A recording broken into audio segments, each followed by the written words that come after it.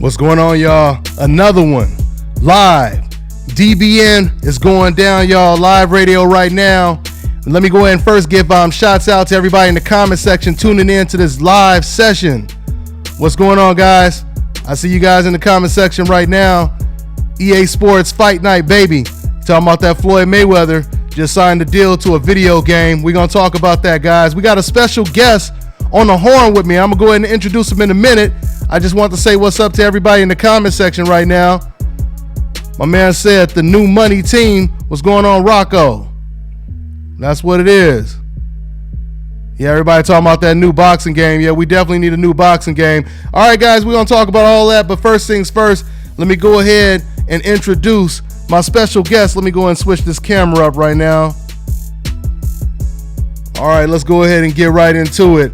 So this man right here, no doubt about it, candidate for Trainer of the Year. He's been holding it down, had the most significant win this year. Let me go ahead and introduce one of the best trainers in the world. My man Virgil Hunter is on the horn. What's going on, Virgil? Hey, Dante, how you doing today? All right, man. Good. Yeah, the last time I seen you was over here at the Shea Smith fight, but then I seen you before that at the Canelo Golovkin fight, man. Right. So before we even talk about all the trending topics going on right now, let's go ahead and backtrack. What did you think about that performance in that fight, Golovkin Canelo? Well, personally, I thought Golovkin won the fight. Canelo, of course, put up a good fight. Maybe he had didn't have a sense of the full round and that he needed to, work a little bit more. But all in all, I think he put up a good fight. But I think Golovkin's steady pressure and steady determination, I think, and when you read the body languages say so much in a fight. And I think Canelo's body language was that he had a certain line that he wasn't going to cross to try to win the fight, whereas Golovkin appeared to be willing to cross any line to win the fight. And you can see that in the body language. And speaking of that body language, which is what I've been talking about, Virgil, even after the fight at the press conference, Canelo, he didn't seem like he was in too much of a hurry to take the rematch. And now we're hearing Golden Boy is saying they don't know if, they're going to fight him next. They're saying they may want the Billy Joe Saunders Lemieux winner. And Golovkin, he wants it right away. So that kind of speaks on that body language you were talking about, right?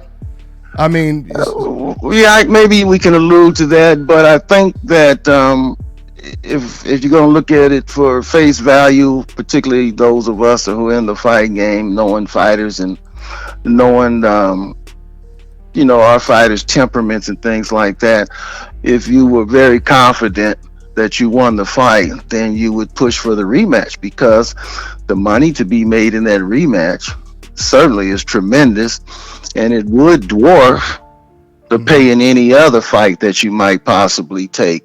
Although you have those options and you have that right,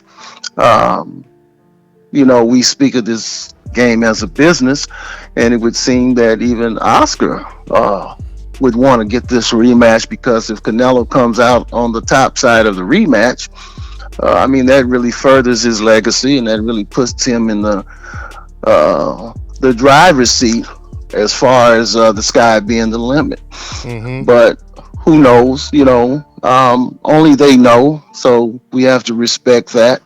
But it would be nice to see him take the rematch May 5th, I think on Cinco de Mayo. I mean, give it to the fans. It was a great fight. The atmosphere was electric, and he doesn't have to hold his head down for sure. A lot of people thought he was going to get knocked out, annihilated, and he has a great opportunity to win the rematch. So I don't think a loss would even hurt him in the rematch. I think if he takes the rematch and comes up short, that just by taking that rematch, that his stock in the eyes of the fans go up much higher, because he came right back and tried to, straighten a draw into a victory. Mm-hmm. And for everybody just tuning in right now, live right now, you guys are listening to Virgil Hunter on the horn right now. Now, Virgil, this is just perfect timing. We talking right now because this weekend, you got Sergey Kovalev making his return. This should be really interesting to see what's left. Right. He's going against Shabransky. Your thoughts? Is he going to be the same? Your thoughts, Virgil? You know what? One thing I think that's very interesting about Sergey Kovalev fighting this weekend, it's interesting to see the big change in him. And I think that Clemus and I think that Kathy Duva really should issue us a thanks for, getting their fighter in the right state of mind. Because all he's doing right now is conforming to what we said he wasn't doing in the first place. We brought that up in both fights, that his lifestyle wasn't going to allow him to win a fight against Andre Ward. And we addressed it. And I think by him making this change, he insulted the living God, but he ends up going to a monastery. It's like almost, hey, if this works for Ward, it's got to work for me. So let me go get a relationship with God. They really should be thanking us for getting him in that position where he took a long look at himself, a long look at his antics, a long look at his lifestyle and how he went about things. And he was willing to make a change. So I saw an interview today where he was with Radio Raheem, and he seemed very pleasant, and not the crusher that the media and the powers that be created for him. Not that persona. He didn't display that persona, and it's funny, they love that persona he had in the beginning, and now this persona he's displaying now, they seem to be in love with that. But it would be nice if they would send a thank you our way for putting him in such a position that he had to make a change. You guys humbled the boy. So you guys humbled the boy. Yes. Well, yeah, I mean, being humbled, and he was humbled. But I would like to say to him, being humbled is not a bad thing, because the good Lord said the meek will inherit the earth. He didn't say the weak. He said the meek. And he's displaying a meekness now that I feel would benefit him. Look, he's a hell of a fighter. I mean, I can't take that away from him. He's a hell of a fighter. And I'll be honest, I don't see a light heavyweight right now that can beat him. And I'm not saying that to elevate us in the division. We always knew what we could do. I'm just saying it as a fact. Watching him train and watching some of his new training tactics, I even see he tried to pick up a couple of things that we do. After he finishes punching now, he tries to display a prevent. That's what I call it. I'm not going to go into detail about it because this is something we do. But I noticed that he's doing these things, jabbing to the stomach more. So, I mean, he's showing his intelligence. What works against him, he'll use it against somebody else. But he's still a hell of a fighter, and he's still a dangerous fighter. I mean, the man can fight. Let's don't make no mistake about it. He can fight. And when I said I was a fan of his before we fought him, I was very sincere about that. He was beautiful to watch. He's got good legs. He's got good rhythm. Watching him shadow box and things like that, I still see. And I'm not going to say it's a weakness, but I still see a couple of habits he does in his movements that we picked up on that we felt would help us in the fight. He still does that, but if you don't notice it and if you don't recognize it and formulate a plan against it, he's still going to be effective with it. So I'm looking for a good fight. The other kid is a big puncher. He's not a slouch. He has the credentials to prove that. I don't hold the Barrera loss against him because I had been saying all along that Barrera was a heck of a fighter also, and he's right there at the top in terms of an opportunity to be the light heavyweight champion. But after we beat him, of course, his abilities and his fighting abilities and everything else was minimized. He was nothing. He was a nobody, you see. Even though he had the amateur credentials to match anyone, he was undefeated as a pro, and he was knocking people out. He had a great trainer, and he was a specimen. But we didn't get any credit for that fight. He just got put down. As a rookie, as a novice, as a nobody. But he proved what I said he was. He was a heck of a fighter. And I said that from day one when the fight was signed, that we're coming out of the garage after a year, our first light heavyweight fight, fighting the number one contender, and coming out of the garage to do it, and he is the real deal. So now he's getting his due credit. And Virgil, how crazy is it, the way things work out? Once again, you got Sergey Kovalev, who they were saying was pound for pound the best fighter at light heavyweight before you guys beat him. You guys you stop him, and he's going against Shabransky, who Barrera stopped or beat, and you guys dominated him. So it just make you guys look good all around. I remember when Andre Ward, when he beat and dominated Alexander Brand, you had some people saying, oh, well, Shabransky, he stopped, him in sparring. And now look how things all play out. It's just crazy how things just play out. Now Ward knocks out Kovalev, who was supposed to be the crusher, the destroyer at the light heavyweight division. So it's just crazy how things turn out at the end of the day, Virgil. But congratulations on all of that, man. So you picking? You believe it's going to be a knockout? You believe it's going to be the same Kovalev against Shabransky this weekend, then, or what? I know you picking Kovalev, but how does it play out? Hold on 1 second.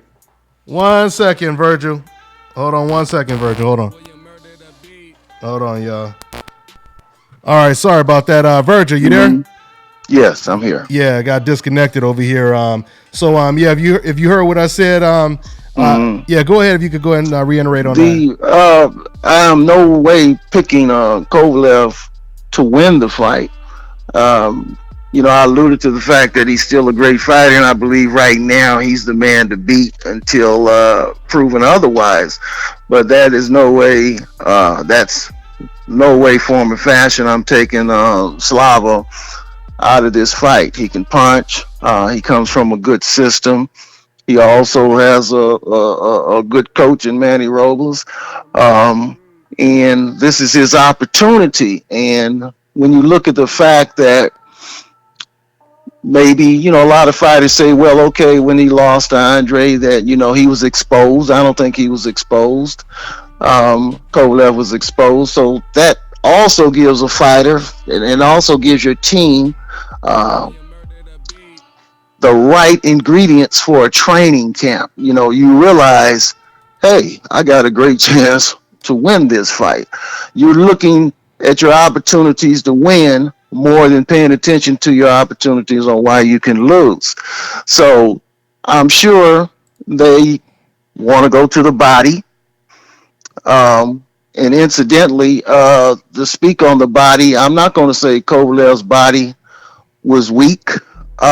It's just the type of body shots that he allowed us to get off, and we knew where to place the body shot. So, and at the right time. So I'm not going to say his body was weak, even though body shots had a great deal to do with him wearing down. I think anybody who allows themselves to get hit to the body that many times, anybody can weaken. From those type of shots. So that would be hard to say. Now, if Slavo puts one in there and puts him down, you got a great case. But at the same time, you just can't walk to his body and hit him. You have to pay a price to get there, or you have to have the right strategy to get there. When we and of course you were there when I informed the press that we were going to stop Kovalev. Yeah. And they laughed at me. Wow. And didn't take it serious. That also hurt him.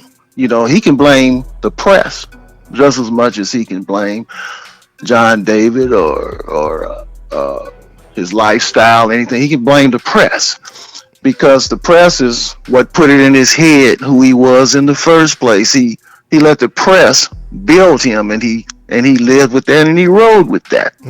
I'm the crusher. It's like, no way, you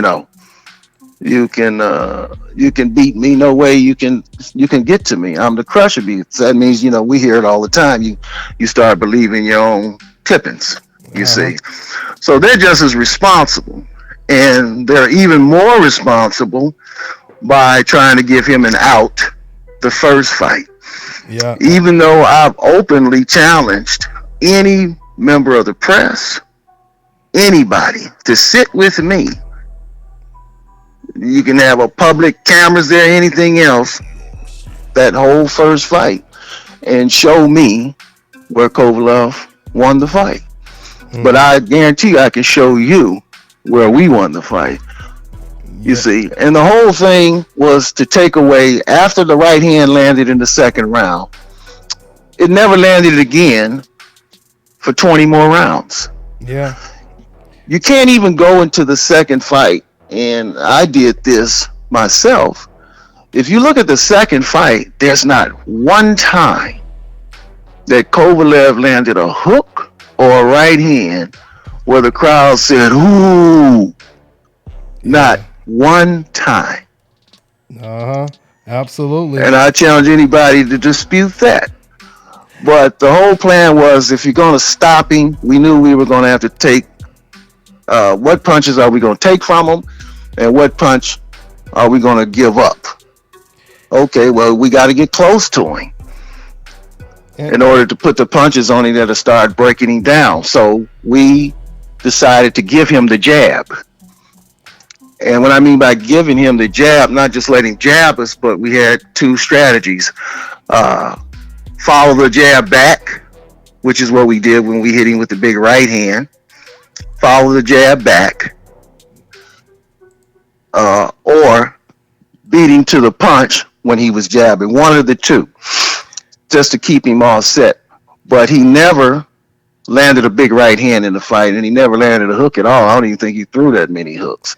So that worked for us. But if you're going to get to him, you have to be willing to concede a punch, and you also have to be willing. You have to have the strategy to take away the other punches. So we were able to successfully do that. Absolutely. In the fight, and we were victorious with it. I hear you, and once again, congratulations on that. Now, everybody listening to you, in the comment section, I was going to already ask you about it, but they all want to hear your thoughts on this Lomachenko versus Rigo fight, Virgil. It's funny because you talked about a while ago. You said an interview we did a while ago. You said Eastern European fighters, they don't have that intestinal fortitude. When it comes to that tough, durability, fighting on the inside, the deep trenches. Speak on that and give me your thoughts on that Lomachenko versus Rigo fight. Well, I think that it's a good fight to make.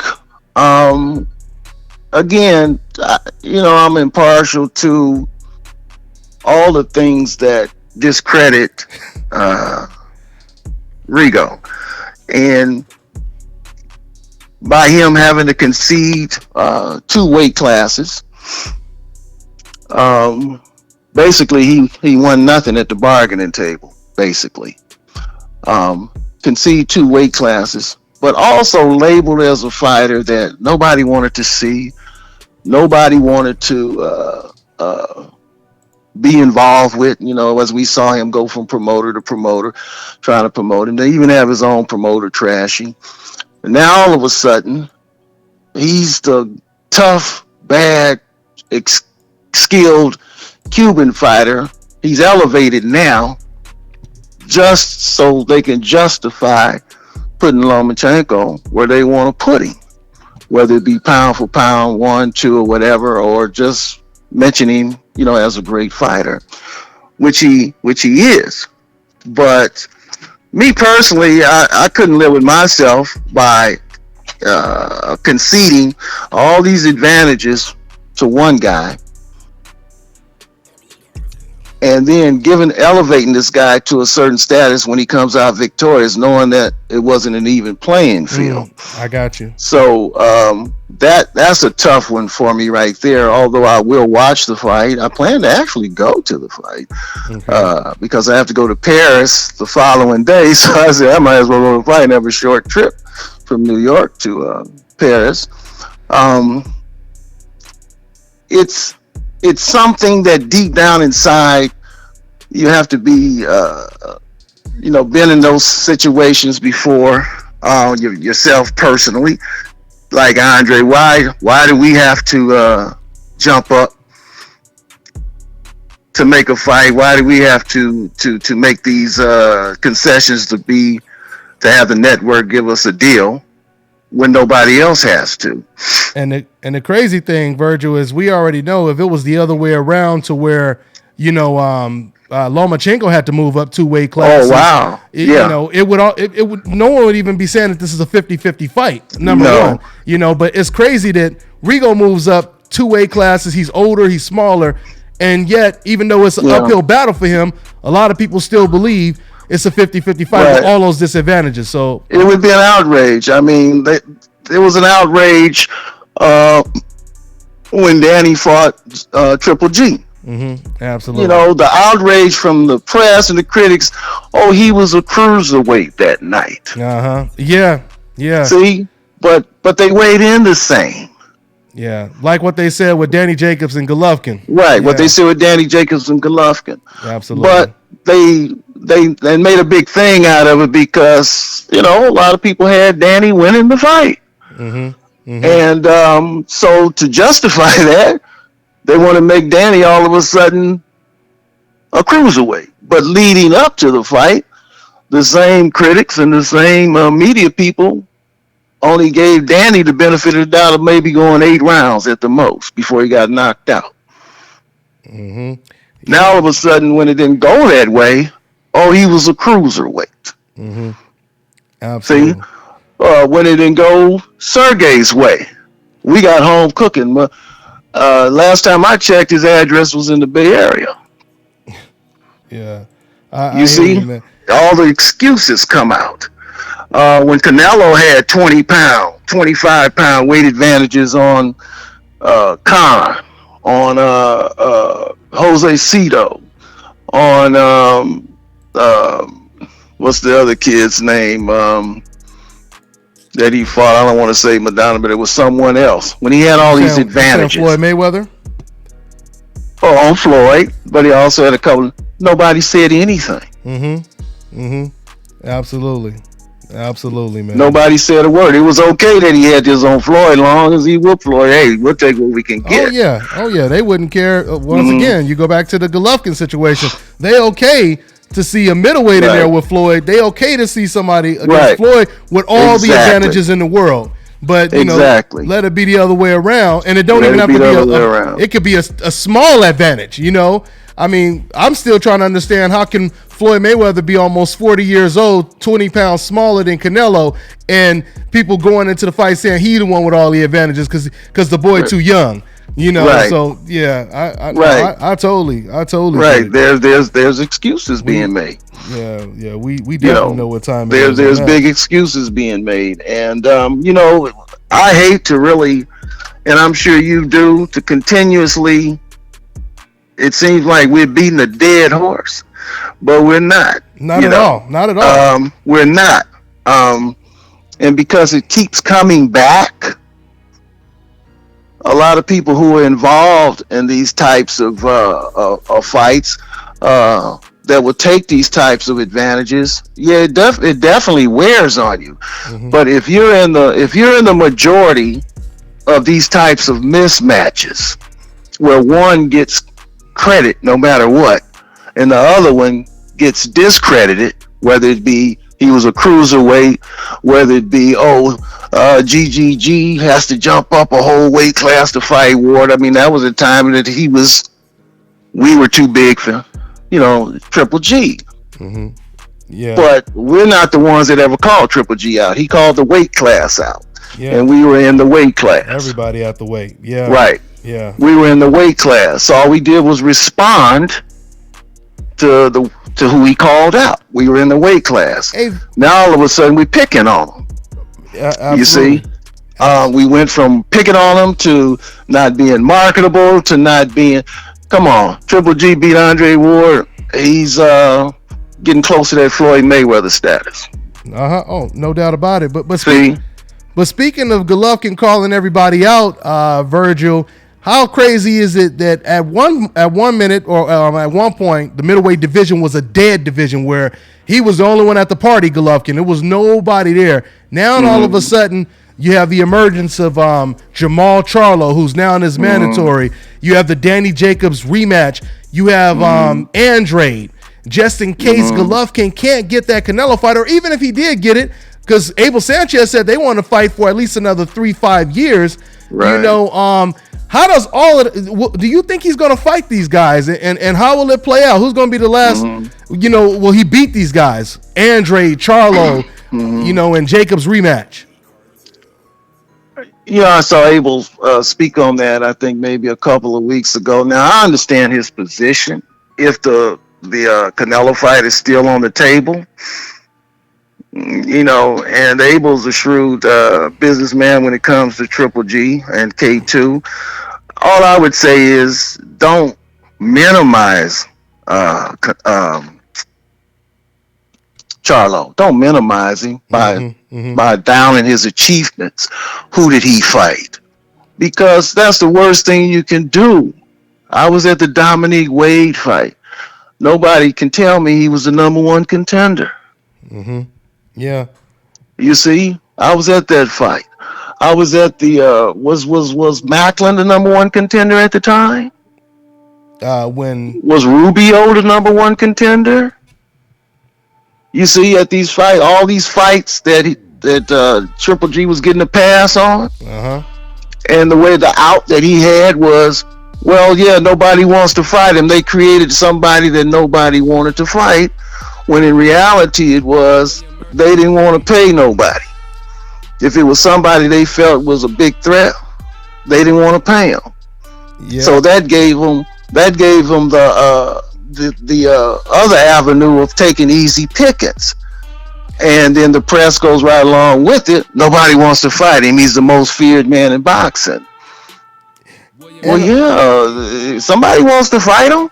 Somebody want to fight him. And on top, and Virgil, on top of everything you said, when you said don't minimize Charlo's accomplishments, the crazy thing is when Charlo was at 154, I interviewed Abel Sanchez, and he was praising his accomplishments, and he was actually saying that he said Canelo won't beat that guy. He said Canelo's not going to beat the Charlos. He said, as good as athletic as they are and everything, he's not going to beat them. But now when Charlo is at 160, it's a different tone when Charlo's name is brought up. So and Abel even said to me that they're not going to fight him unless the WBC orders it. This is what he said, because he hasn't fought anyone. That's what Abel Sanchez said. So we I mean, once again, this is what they what Golovkin said he wanted. He said he wanted to fight the best fighters, from 154 to 160 or 168. And now, we're going to see if he takes any of those challenges, Virgil. But if it was the other way around, Charlo would be scared. Yeah, no doubt about it. You see? No doubt about it. He would be fearful of Triple G. He would be scared if it was the other way around. He's frightened. He doesn't want to take the fight. They downed the middleweights for 2 years using the ploy of fear. Absolutely. See, when it was really picking and choosing. And why do we have governing bodies? A lot of us, no matter what position we're in, we have no choice. Otherwise, we get stripped. Absolutely. We have no choice. But that's why, when Andre retired, I could sit back and really reflect. I haven't done it all because I'm still working. But when we left super middleweight and we realized that we went right for the top guy. He didn't go looking for us. We weren't looking for him. Absolutely. See?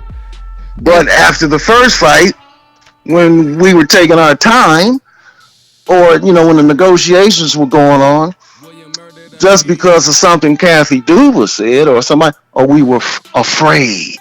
And then Kovalev jumped right on that. That's where he went wrong. Yeah.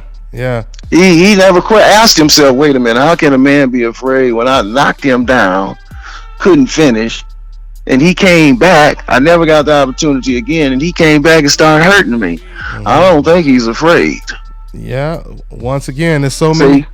I call it the coincidental list. Everybody that's on that coincidental list, they either afraid, they're boring, or they ducking everybody. And Virgil, to just add on top of that, because like you said, we have to expose the double standards. When you're not beating a dead horse, that's when they comfortable. Exactly. But I want to say this too. On top of that, Virgil, even remember when Floyd Mayweather, even when he walked over across that basketball court to and then he met up with Pacquiao in his hotel room, the fans were still saying he was afraid. So we know that these are code words when it comes to it at the end of the day. I mean, that's pretty much what it is. But like you said, you making all this effort to make this fight, and people still saying you afraid and you scared. Yeah, those are just code words at the end of the day. Well, and then and that's fans and everybody else, and I think what some fans have to realize is that they have to look up the Latin definition for fan. And the Latin definition for fan is fanatic. Fanatic, huh? That's the definition. The Latin, you went deep on that one. It's fanatic. That's what the definition is. So, no matter what, you're going to believe what you want to believe. You're going to see what you want to see. That's why, when it's a wreck and the police gets reports, you're going to get several different definitions. You see? Now, if you get 15 bystanders and a person is sitting at a red light and they get hit from the back, and let's just say the back driver was Euro descent, you're going to get mixed reports who was in the wrong. If it was people of color that hit them, it'll be much more even of who was wrong. You see what I'm saying? Absolutely. It would be much more even. I thought something that was very interesting the other night was it put a lot of things in perspective. They had, I don't know if I'm sure you watched What Would You Do? But this was a different survey that these kids decided to take in the state of, I forgot what state it was, but it's a law where you can carry an open weapon. You're allowed to carry an open weapon as long as you're licensed. So they had a young white kid walking down the freeway lane, walking down an avenue, not a freeway, but more of a faster moving avenue, and he had a automatic weapon on his shoulder, pointing in the direction it's supposed to be pointed down. And police pulled up, got out, walked up to him and asked him what was going on, body. And they checked him out, and he went on about his business. Well, they did the same thing with an African American guy.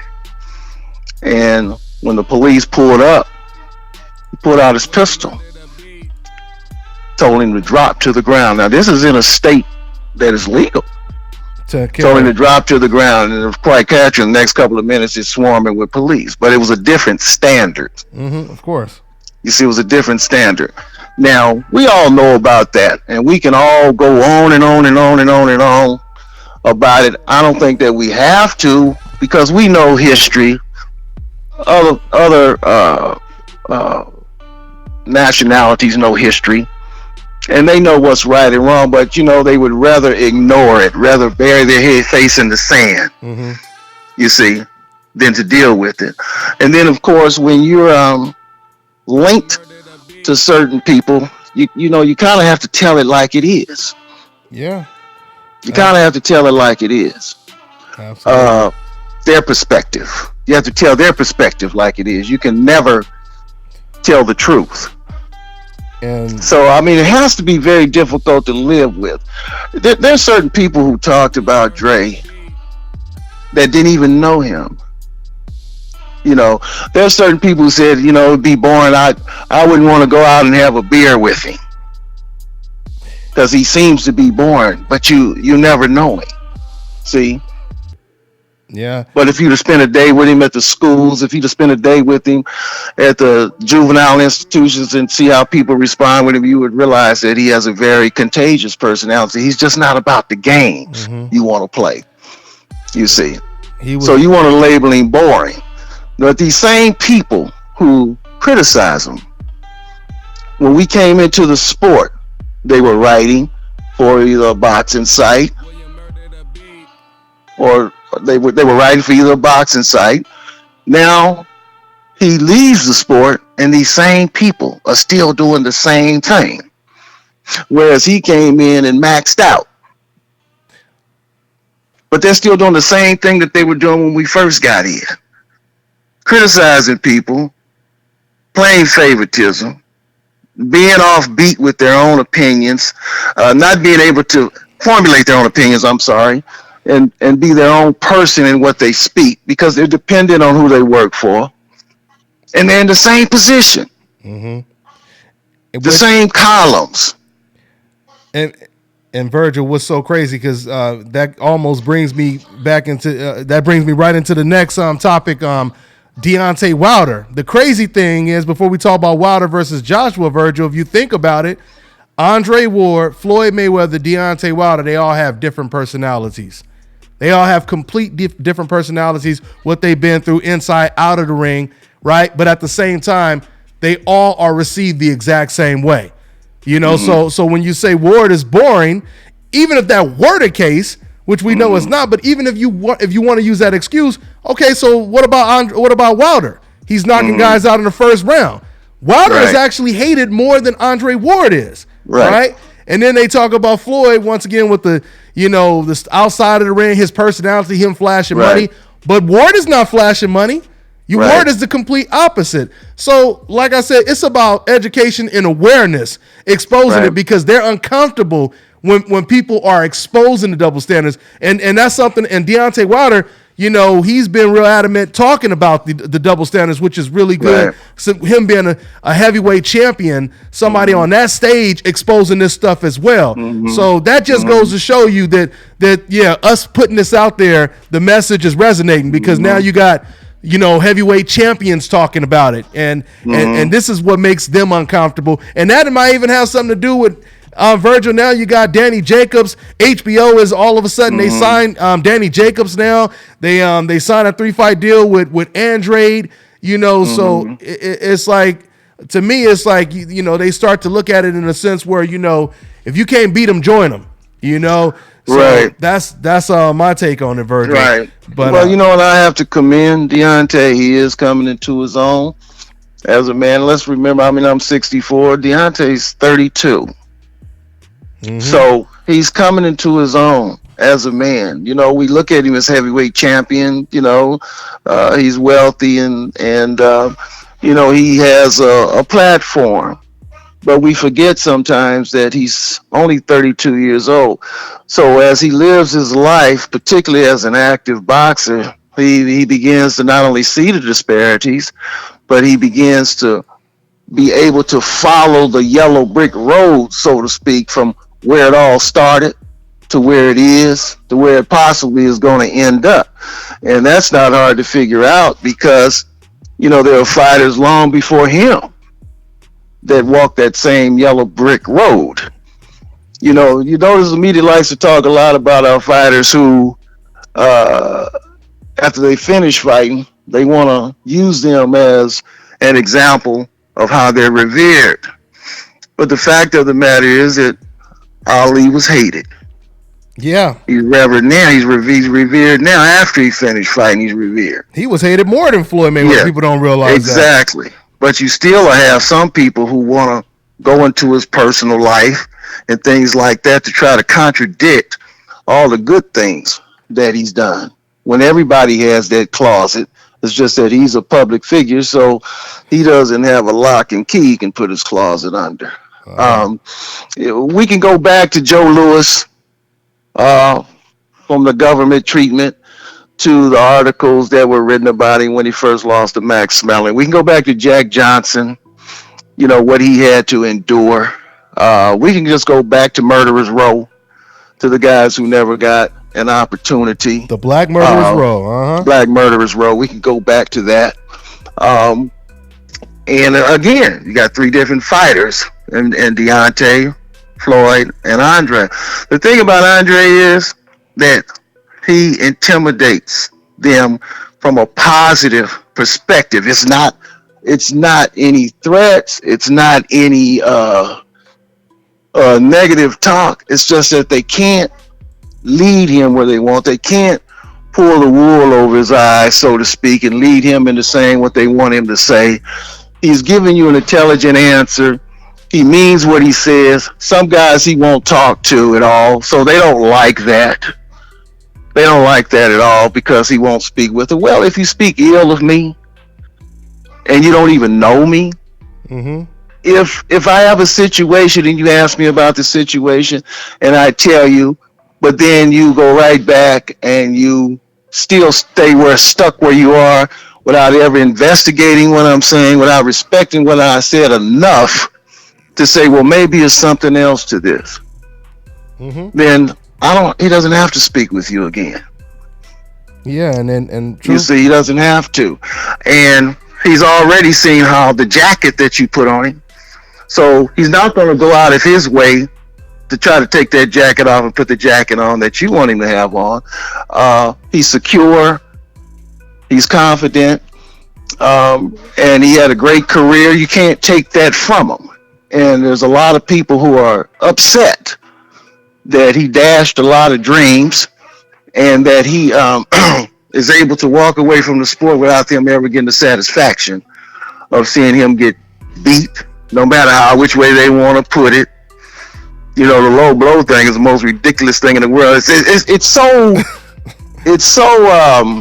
to show you how sick it really is. Here you have people sat right there and saw the ref tell you what was good and what wasn't. Right there. And they still want to make something out of it. And they can't show one blow that went away from where Weeks said. See? So if I'm fighting with the intentions of breaking rules, well, sir, when you turned your back on me, legally I could have attacked you in that fight when he turned his back and Andre stopped. Yeah, that's desperately. See?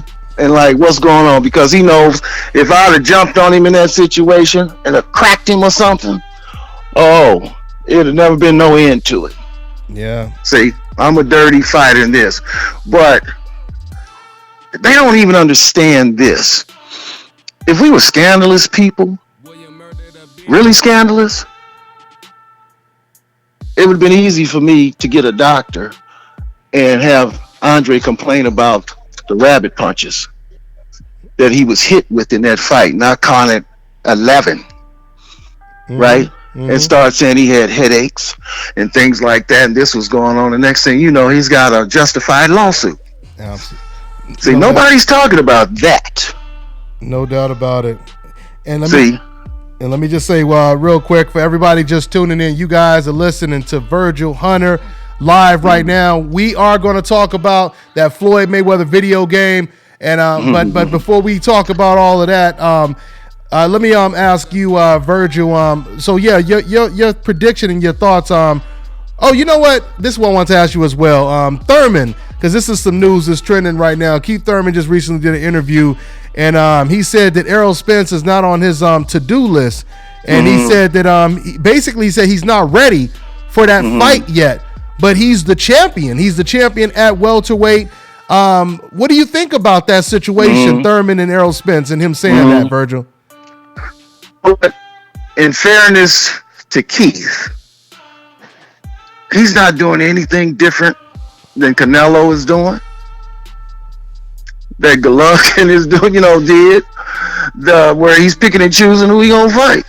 He's not doing anything different. Now, I know where you're coming from with it, and I understand it well. You should be giving Errol a shot. He is a champ now, and you're right. He does deserve a shot. But if you look at it both ways, you have to respect what Thurman is saying by simply saying he said that Errol wasn't ready or he wasn't ready. He said that Thurman said that he's not ready. I mean, he's been pretty much saying that. That's what I thought he said. Yeah. I saw the interview. He wants to fight Devin. He want to fight Devin Alexander next. So I can understand where he's coming from. He's being honest. I'm not ready for the buck yet. Okay, I'm just coming off some injuries.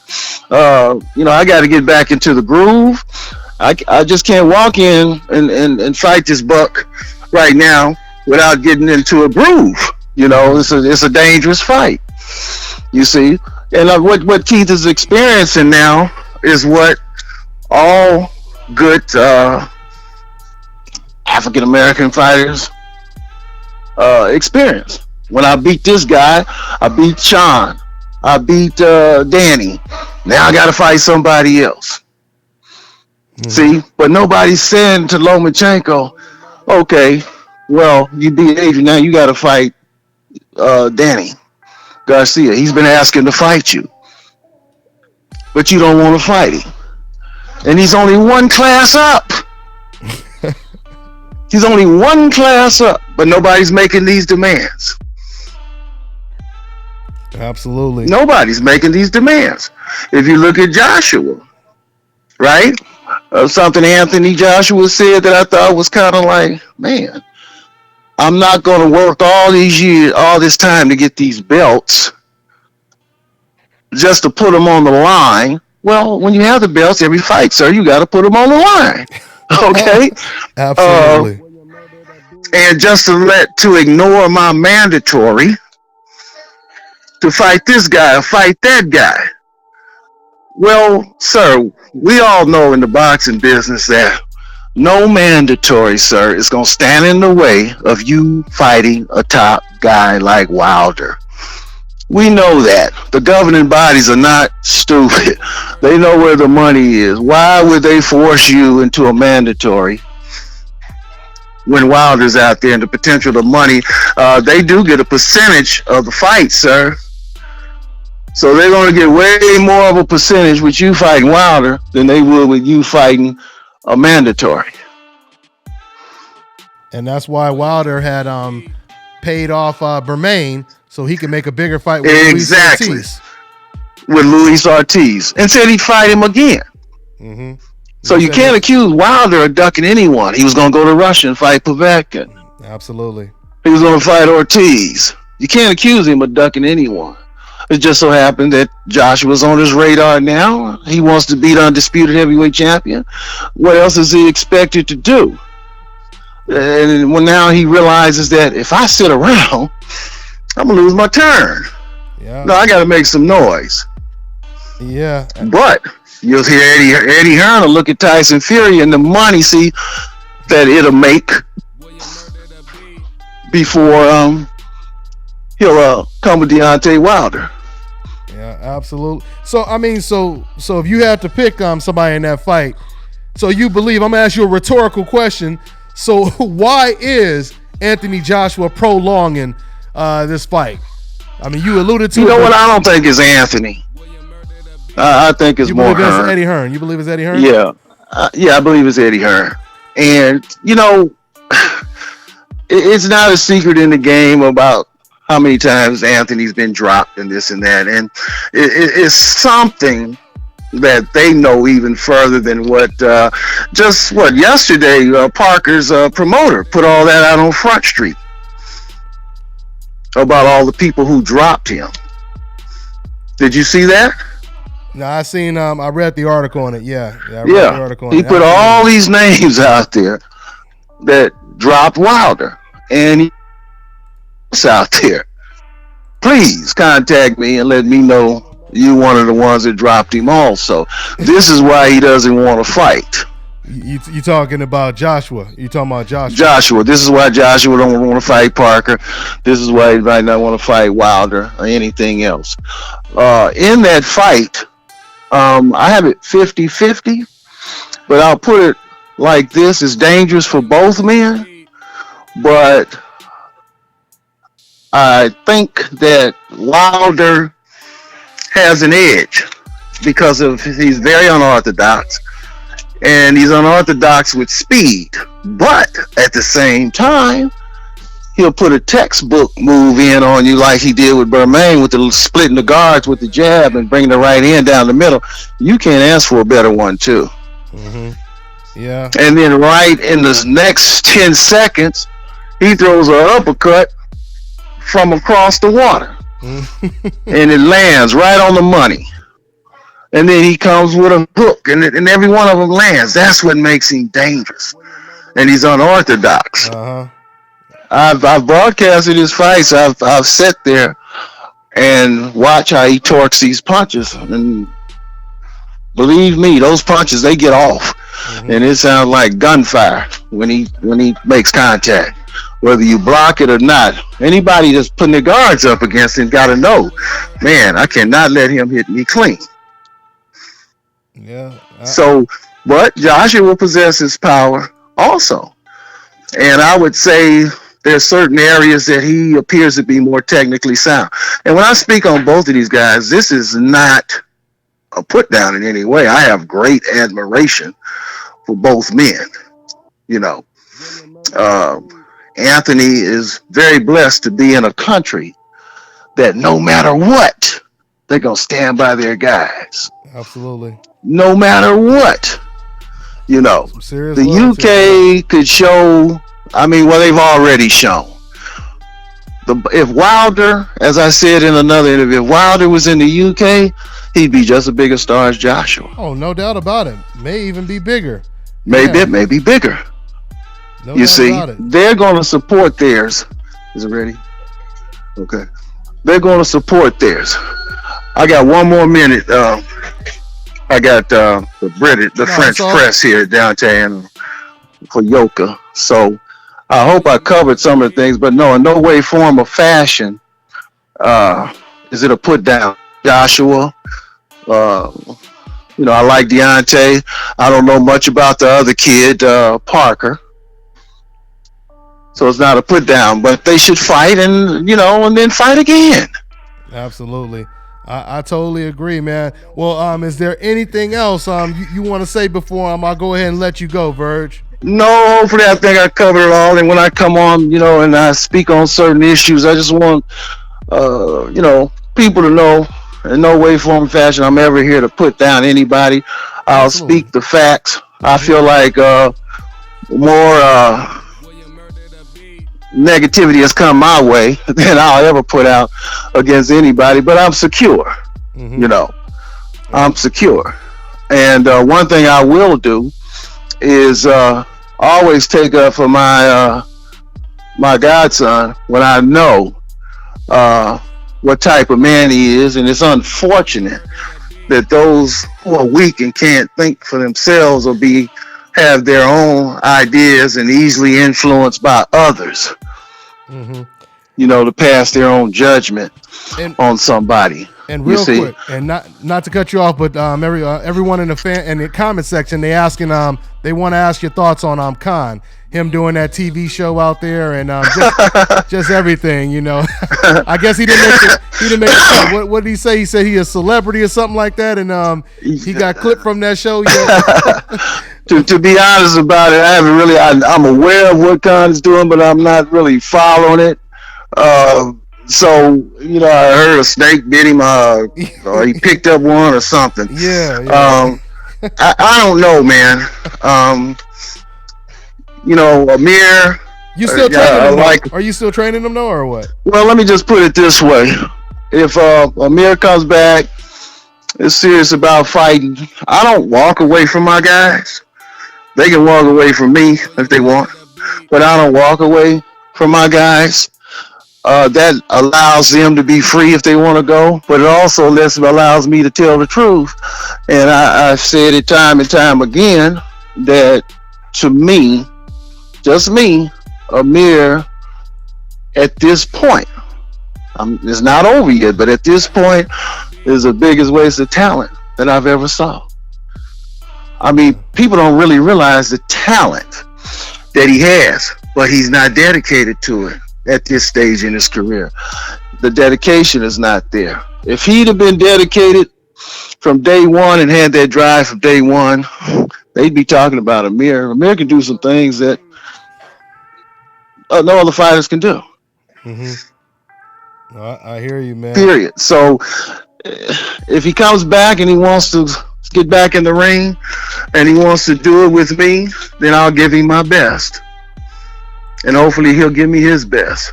But other than that, you know, he's a unique kid. I like him. He's just got some things in life he's trying to overcome now. A lot of it he's brought upon himself. So he has to bring it upon himself to get out of it. So time, I think, will be the biggest and the most honest barometer we can have when it comes to Amir. All right, Virg. Hey, man. Well, I want to thank you. I'm a break that down into a couple videos since you done talked about a whole lot of things. I appreciate it, Virgil. So, thanks, bro. And I'll catch up with you. I want to get your thoughts after we see Kovalev's performance. So we'll talk sometime after that fight next week. Okay. Okay. All right. Thanks for your time, fam.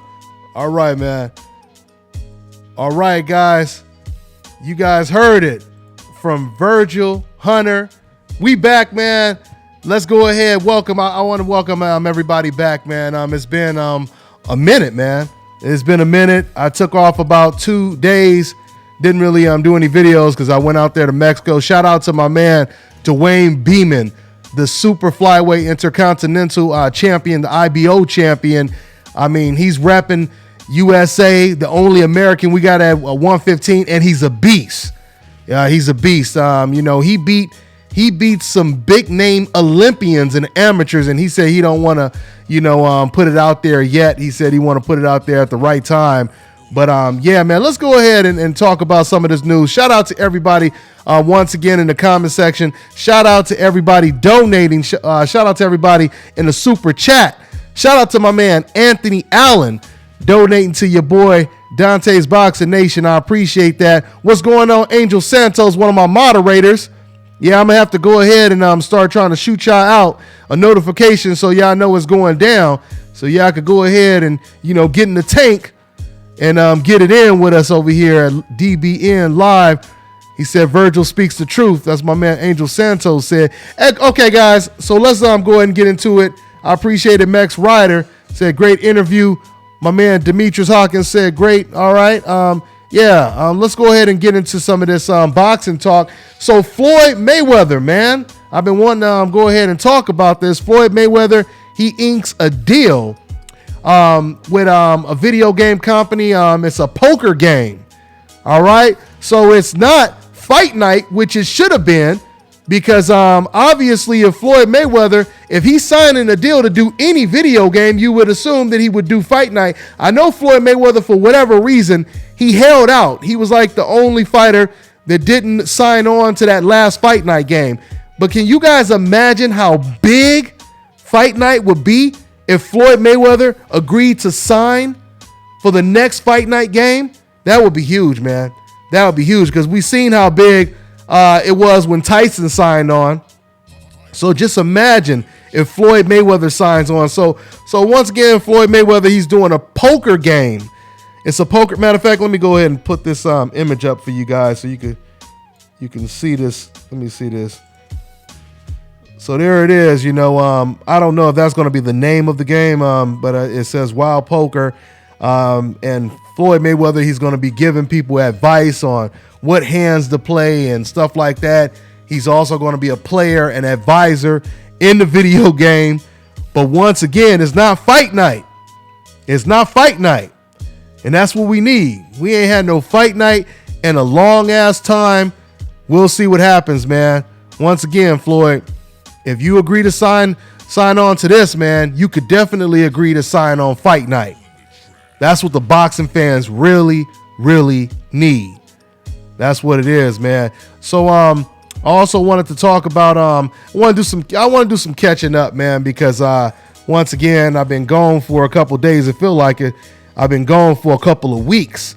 You know, that's probably the longest time I went without uploading the video in quite some time. But I also wanted to talk about Terrence Crawford. Now he's you guys probably already know. Some of you guys already know he's the mandatory for Jeff Horn's belt, and Jeff Horn is going to fight against Cochran, and the winner of that Horn Cochran fight has to see your boy Terrence Crawford at welterweight. That's a great introduction to the welterweight division for Terrence Crawford. You know, him going in there with an undefeated champion who just came off of a sensational win over Manny Pacquiao. We already know what Terrence Crawford most likely going to do to the boy. But you know what? We're going to get Jeff Horn. We're going to try to get Jeff Horn on this show and have him talk about, possibly fighting against Terrence Crawford if he gets past Cochran. You know, so we'll see. We'll see what happens. Before I talk about the next topic, yeah, man, I appreciate that my man Robert Small said this dude Dante be putting out some good shit. I appreciate that, fam. And once again, man, y'all see the shirt? Y'all go ahead and cop y'all some of these shirts. You know, I got somebody working on the website, but I actually don't like how it's designed right now, and so I want to go ahead and get the website looking a little bit better, just a little bit better. But shouts out to my man Jones who's putting together that website.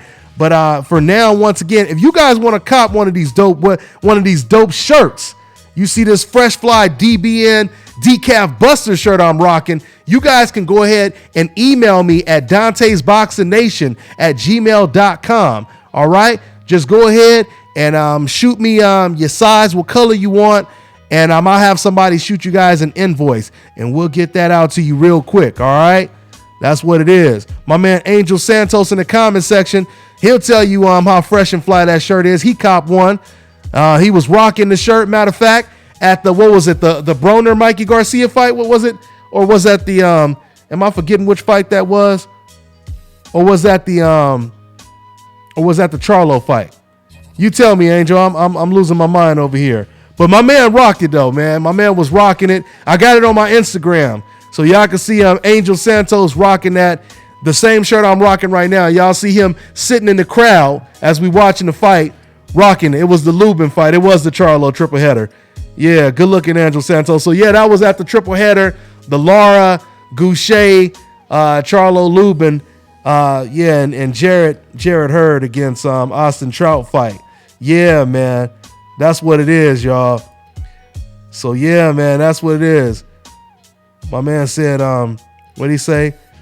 He probably spelled it wrong, but he said Horn didn't nest Pac-Man is what he said. But once again, Manny Pacquiao, he hasn't really been in a hurry to take that rematch. In fact, for anyone that believes that Manny Pacquiao or Jeff Horn didn't win the fight, actually, even Manny Pacquiao's own team, even they said that it was extremely close and could have went either way. Manny Pacquiao's own advisor said it, and his promoter Bob Arum said it. So it's kind of hard to say that he didn't win the fight. Only thing you can say is that fight was close and it could have went either way. But there's no way you can say that he didn't win the fight. In fact, it would make more sense that you would say that Jeff Horn actually won the fight than vice versa. Yeah, man. That's what it is, man. That's what it is. So yeah, man, my man said I want a t-shirt of that background. My man Mike. But once again, man, I got so many different shirts. I got the logo you guys see right here in the background. I got those shirts as well. So, I have DBN shirts in all different colors, man. Man, I got a batch coming right now and it's so damn hot. Yeah, y'all gonna see what it is when I start rocking the new DBN shirts in probably about another week, man. But we got them in all different colors. So once again, man, shoot me an email at Dante'sBoxingNation@gmail.com, and I'll go ahead and shoot you guys out. I'll have somebody shoot you guys out an invoice, all right? So yeah, man, so we talked about Terrence Crawford. Let's go back to this Keith Thurman news, man. So this Keith Thurman news is really interesting. And you know what? I'm gonna go ahead and here, let me see. Let me see here. Hold on one second. I'm gonna go ahead and open up the phone lines. So you guys, if you do want to call in, I won't be here on here that long. But if you want to go ahead and call in, I'm gonna open up the phone lines right now. So Keith Thurman, man. Keith Thurman, he just recently said, and I want to play this clip. I want to play this clip because he says something to Fight Hype. I'm going to play a small clip, and then I'll put the link in the description box so you guys can watch the full interview. Now, I'm not going to play the part where what was he talking about? Where he talked about Errol Spence. I'll go ahead and just talk about that. But there's one part of the interview in particular that I really do want to talk about because he said something that was really interesting. He talked about the importance of winning and not losing a fight, and how it affects your value and how it affects your career so much. I want to talk about that because it's really telling. It's really telling. He basically, Thurman talks about the importance of avoiding a loss in boxing. That was pretty interesting, what he said. So, yeah, let me go ahead and open up these phone lines. Let me see here. Yeah, I'm opening up the phone lines right now. Now, before I take a call, let me go ahead and play this clip. Let me go ahead and play this clip right here. Once again, shout out to Fight Hype. I'll put the link in the description box, but I'm going to play a small clip of what Keith Thurman had to say. Check this out, guys. I say fighters, the value of a fighter is like the stock market. The more you win, your value goes up. As soon as you lose, your value can't go up off a loss. It has to take a divot. It don't touch ground. You don't become worth nothing because you lost, but that value that was on the rise tops out and takes a little nick. If you win again, you can get it back on the uprise. In the market, you see that a lot, up, down, back up. You know what I mean? If you lose consecutively, like 3 out of 5, 4 out of 5, then... Okay, guys. So, yeah, that was just a small clip. I wanted to play that because it just, once again, it goes to show you guys how a lot of these fighters, they think when it comes to a certain opponent, that's a serious threat that could possibly challenge them and possibly beat them and put a blemish on their record. They feel like they're going to the back of the line and they have to, build that reputation back up of being considered one of the best fighters. But then again, that also depends on how you lose. Because, of course, if, it's one of those Pacquiao, Marquez type of losses, then, of course, that doesn't affect you as much. But it was really interesting what Keith Thurman just said right there. And I'm not trying to suggest that, he's just completely saying he's scared to death of losing. But, once again, and Anthony Joshua, what Virgil Hunter just said, for anybody just tuning in right now, and I had a great, extensive 15-round, interview with your boy Virgil Hunter, man, and he was spitting that fire. So if you guys missed that interview, you guys can catch it on the archive, upload. But yeah, once again, and my man, I'm looking at the comment section. You guys still asking about the video game. Once again, for everybody just tuning in, Floyd Mayweather, he inked a deal with a video game company. It's a poker game. So he's going to be in a poker game. He's going to be a character on this poker game, and he's going to be giving people advice. He's going to be giving players advice on what hand they should play, and he's also going to be a character. He's going to, you can use him in the game as well. So once again, unfortunately, it's not fight night, which would be groundbreaking. I mean, you guys, I don't know if Floyd Mayweather realizes how big it would be, but if Floyd Mayweather were to sign a deal and hop on that Fight Night 5 game, it would be a game changer. It would be a game changer. You imagine Floyd Mayweather being on the cover, it would be huge. Once again, you've seen what Mike Tyson did with Fight Night. Now you imagine Floyd Mayweather. So, yeah, that's pretty much what it is. But going back to Keith Thurman, I talked to Virgil Hunter about this. Keith Thurman, he keeps talking about, he's kind of in an Anthony Joshua versus Wilder type situation. But the difference is, if you look at the contrast, you look at the dichotomy when it comes to Wilder and Errol Spence. Of course, we know that the skill set is a lot different when it comes to Errol Spence. So Keith Thurman, he understands the dangers of getting in the ring with Errol Spence. He basically said in that same interview, the clip I just played, he said to Fight Hype that Errol Spence is not on my to-do list. That's what he said. He's not on my to-do list, and he basically said he wasn't ready. Now, I understand that Keith Thurman, he's coming off a layoff, and I understand he doesn't want to jump right into an Errol Spence fight in his first fight back. That I understand. But something he said when I was in New York, he said, I don't know if Errol Spence is going to be my next. He said it's not going to be my next fight. And then he said, I don't even know if it's going to be the fight after that. That's what I don't understand. Because Keith Thurman, once again, is a champion. Keith Thurman is not a prospect, guys. He's not a prospect. He's not a contender. He is a world champion, right? He's a world champion. So, yeah, man. Keith Thurman, he just recently said that Errol Spence is not on his to-do list. Man, but for whatever reason, Danny Garcia was on his to-do list. Why is that? Rhetorical question. And people have to understand, this is not dissing Keith Thurman. We just quoting what Keith Thurman said, right? I'm just telling you exactly what Keith Thurman said when Danny Garcia became champion, and what he's saying now that Errol Spence is champion. And if you guys go all the way back to my old interviews I did with Keith Thurman back in 2015, he said that, Errol Spence, he'll be ready. That fight should happen. Me and Errol Spence, this is what Thurman is saying.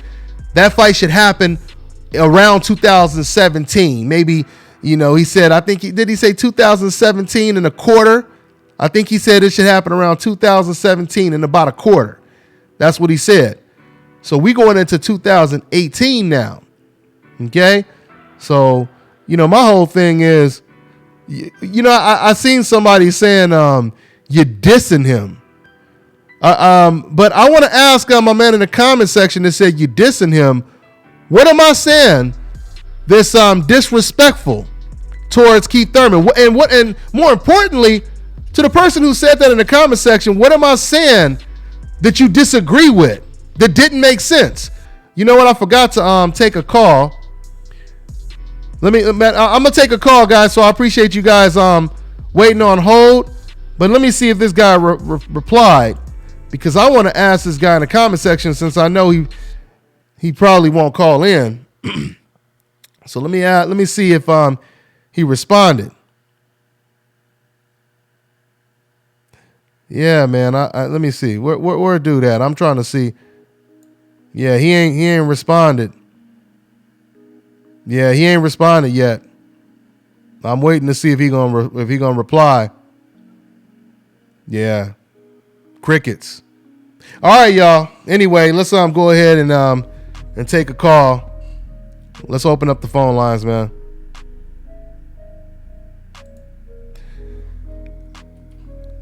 All right, y'all. We got 618. What's going on? What's your name? Where you calling from, fam? 618, you there? Okay. That might have been one of them decals calling in right there. Let me go ahead and we'll take another call. All right, we got 630. What's your name? Where you calling from, man? What's up, Dante? My name's Al, man. I'm calling from Chicago, man. I got some shit on my mind, man. Hey, get it off. What's going on, Al? All right, but real quickly, last time, man, I called in. I was doing homework, man. I got starstruck, man. I heard your voice, man. I got all shy and shit. But anyway, man. So I really like Danny Jacobs, and I really think he's hungry for a Triple G. So whenever Triple G and Canelo get their rematch in, I mean, who do you think Danny Jacobs will go for first, or who do you think he'll fight, and how do you see that panning out? Because I really think he deserves a rematch, man.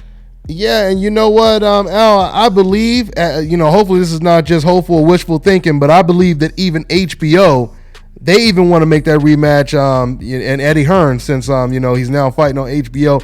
But exactly. Yes, I think what they'll try to do, because Danny, he was on the show and he said that he's going out there to watch that Lemieux versus Billy Joe Saunders fight. So I think they would love to match Danny Jacobs against one of those guys, whoever wins that fight. And if Canelo doesn't get that winner, because Canelo, he's not in a hurry to take the Golovkin fight, and they talking about getting the winner of Saunders versus Lemieux too. So that's to answer your question. Yeah, I think Jacobs might get the winner of that fight right there, which would be huge. And it might even be in the UK, which would be huge in the UK if Billy Joe Saunders wins that fight, so, or even Canada if Lemieux pulls off the upset.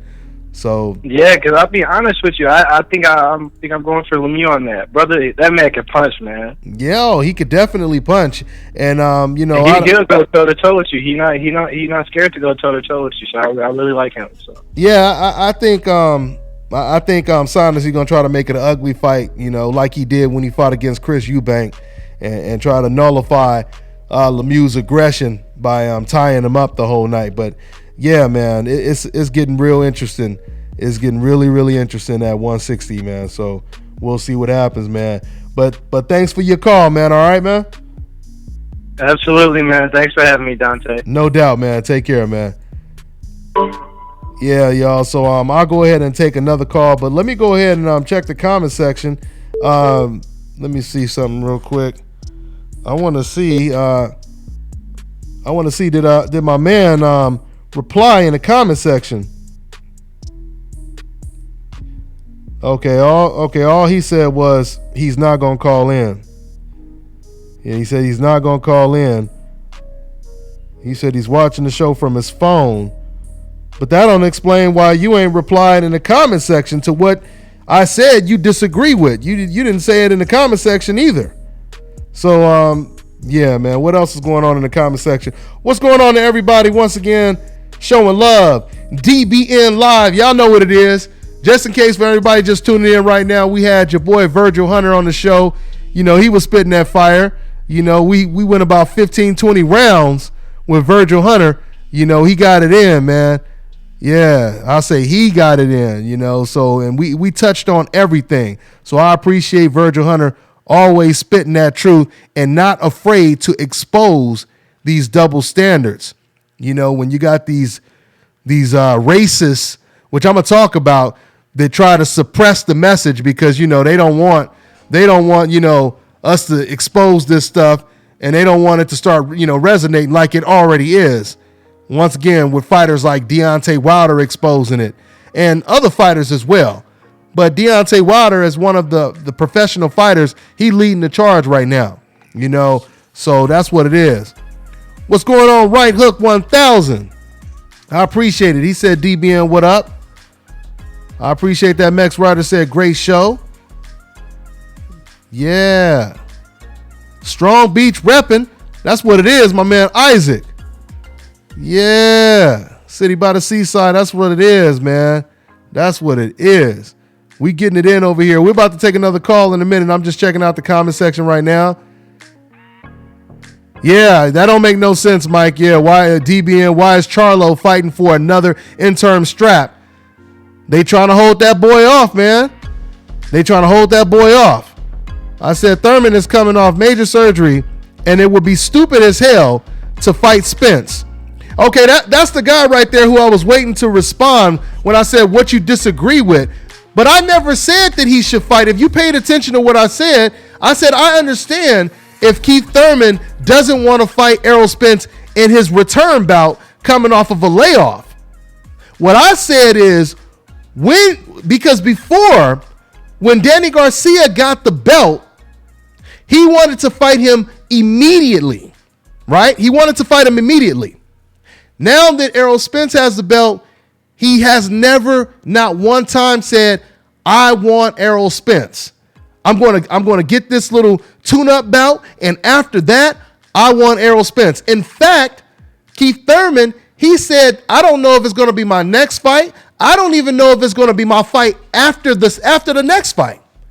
So Keith Thurman just recently said he might fight Devin Alexander. Devin Alexander, who just got a win over, was it Walters? I forget his last name, but he just got a win this past weekend. And Keith Thurman said that he's a viable opponent for his, comeback fight, right? So once again, my question is, why isn't Keith Thurman saying that he wants to fight Errol Spence, when he's 100%, that's the fight he wants? Keith Thurman said Errol Spence is not on his to-do list. He didn't say anything about, he didn't say that's the funny thing is when fans try to make excuses for a fighter that the fighter himself is not even using. Keith Thurman didn't say, it's because of my injuries and this is why I'm not trying to fight him. It would be stupid for me to take that fight right now. He's not saying that. Keith Thurman said out of his own mouth, Errol Spence is not on my to-do list. That's what he said. And then he talked about the importance of avoiding a loss. Now, once again, I'm not trying to say, that he's terrified of losing, but it's very important to note that Keith Thurman, he did say, the value of winning versus when you take a loss, how you basically have to go back to the back of the line. So anyway, I'll take another call. E-King Fight News. Hey, that's what it is, man. What's going on, E-King? What's good with your family? Vaccination, man. Yeah, man. Wow. I got direct access now. Eh? Wow. Whenever you want to call in, man. That's my man E-King Fight News. Awesome. He has a YouTube channel as well, guys. So you guys make sure you subscribe to his channel. He be getting all that news out there. Yeah, man. So what you think about all the stuff we talking about right now, E-King? Oh man. Keith Thurman. Yeah, man. He's got to line up his tune-up. You breaking up, E-King. You breaking up. I was going to say, I want to see Keith Thurman immediately fight Errol Spence after his tune-up. But it seems like he doesn't want any part of Errol Spence right now. That's what it seems like. Hey, hold on for a second, E-King. I'm going to go and take another call. So I'm going to take another call right now. Let me see what we got over here. Make sure, let me see here.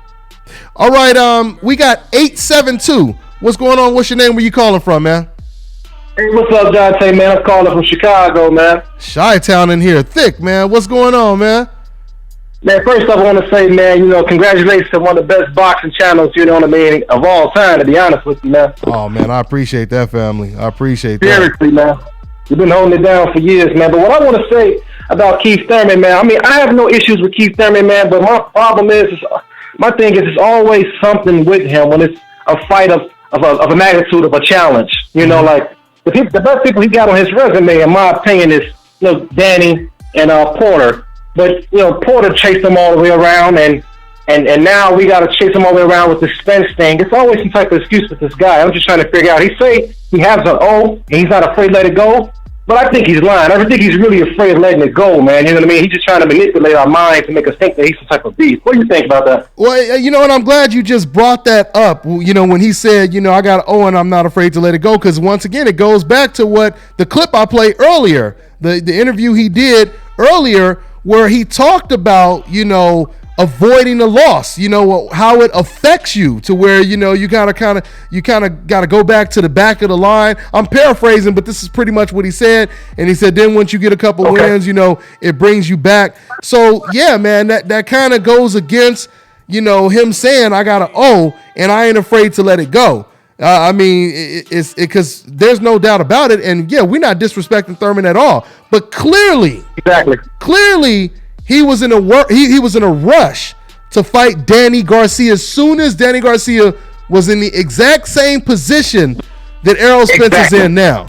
So once again, that is a fact. We're not saying nothing bad about Thurman. We are just stating the obvious and the facts.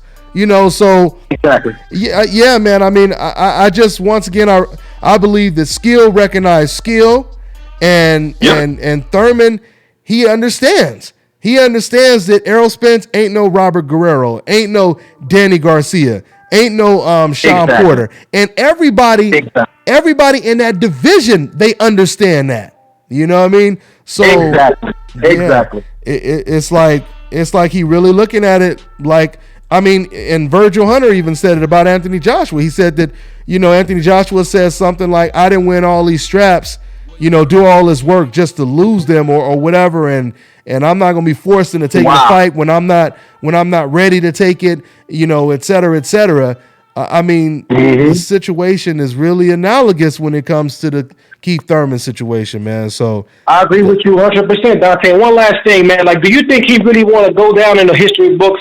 And when people name Floyd Mayweather, they want to mention. He want his name to be mentioned as well with the undefeated record. And you think he want to go down as well, like with the Floyd Mayweathers of the world? You talking about Keith Thurman, right? Yeah, Keith Thurman. Yeah, I mean, I believe he does, and honestly, I don't even think a lot of fighters they feel if they stay undefeated, that's gonna put them on that level in terms of perception and reception. As a Floyd Mayweather, because of course we got a lot of undefeated fighters right now that are nowhere near, considered as great of a fighter as Floyd. But I think Errol Spence coming to the party, it kind of offset a lot of the plans that Keith Thurman had. Honestly, that's how I feel about it. I agree. Kind of like when Golovkin, when he said I'll fight anybody from 154 to 168, and then out of nowhere, Andre Ward pops up. You know what I mean? And it's like that puts him in a situation where he's like, damn, I shouldn't have said this, and now how I'm going, yeah. So yeah, it put Keith Thurman. Keith Thurman is a great fighter, man, but Errol Spence, man, he putting pressure on these boys, man, and the walls are closing in, unfortunately, man. But that'll you don't want to see them body shots, man. Man, I'm telling you. I'm telling you. All I know. Hey, Dusty, I appreciate you, man. Hey, man. Likewise, fam. Thanks for calling in. All right, man? You got it, man. Stay blessed. All right, man. That's what it is. Chi-Town in the building. Got my man E. King Fight News, who just called in right now. And let me jump back to this comment section real quick. I want to see what's going on over here. This dude, Andres, I'm gonna say his name, Andres Batista. He said Dante is obsessed with Triple G. When you say, these are the cats I want to call in, man. Hey, don't be scared to call in, bro. I'm not gonna embarrass you. Well, I won't say I won't embarrass you, but I will say don't be afraid to call in. Tell me what I said that you disagree with. What did I say you disagree with when it comes to Gennady Golovkin? And the funny thing is, it's funny how people say like obsessed with Gennady Golovkin, because if it was someone who was just saying nothing but great things, if it was someone who was making videos every week, and E King, you can relate to this because you make videos. If it was somebody making videos every week, they talking about nothing but Golovkin, and they saying Golovkin, I don't care what you say, Golovkin is one of the greatest fighters of all time. He'll beat all of these dudes. I don't care what you say. Do you think that this same person or people who say stuff like, you think he would say, hey man, you're just obsessed with Golovkin? You think he would say that like that was a bad thing, E King?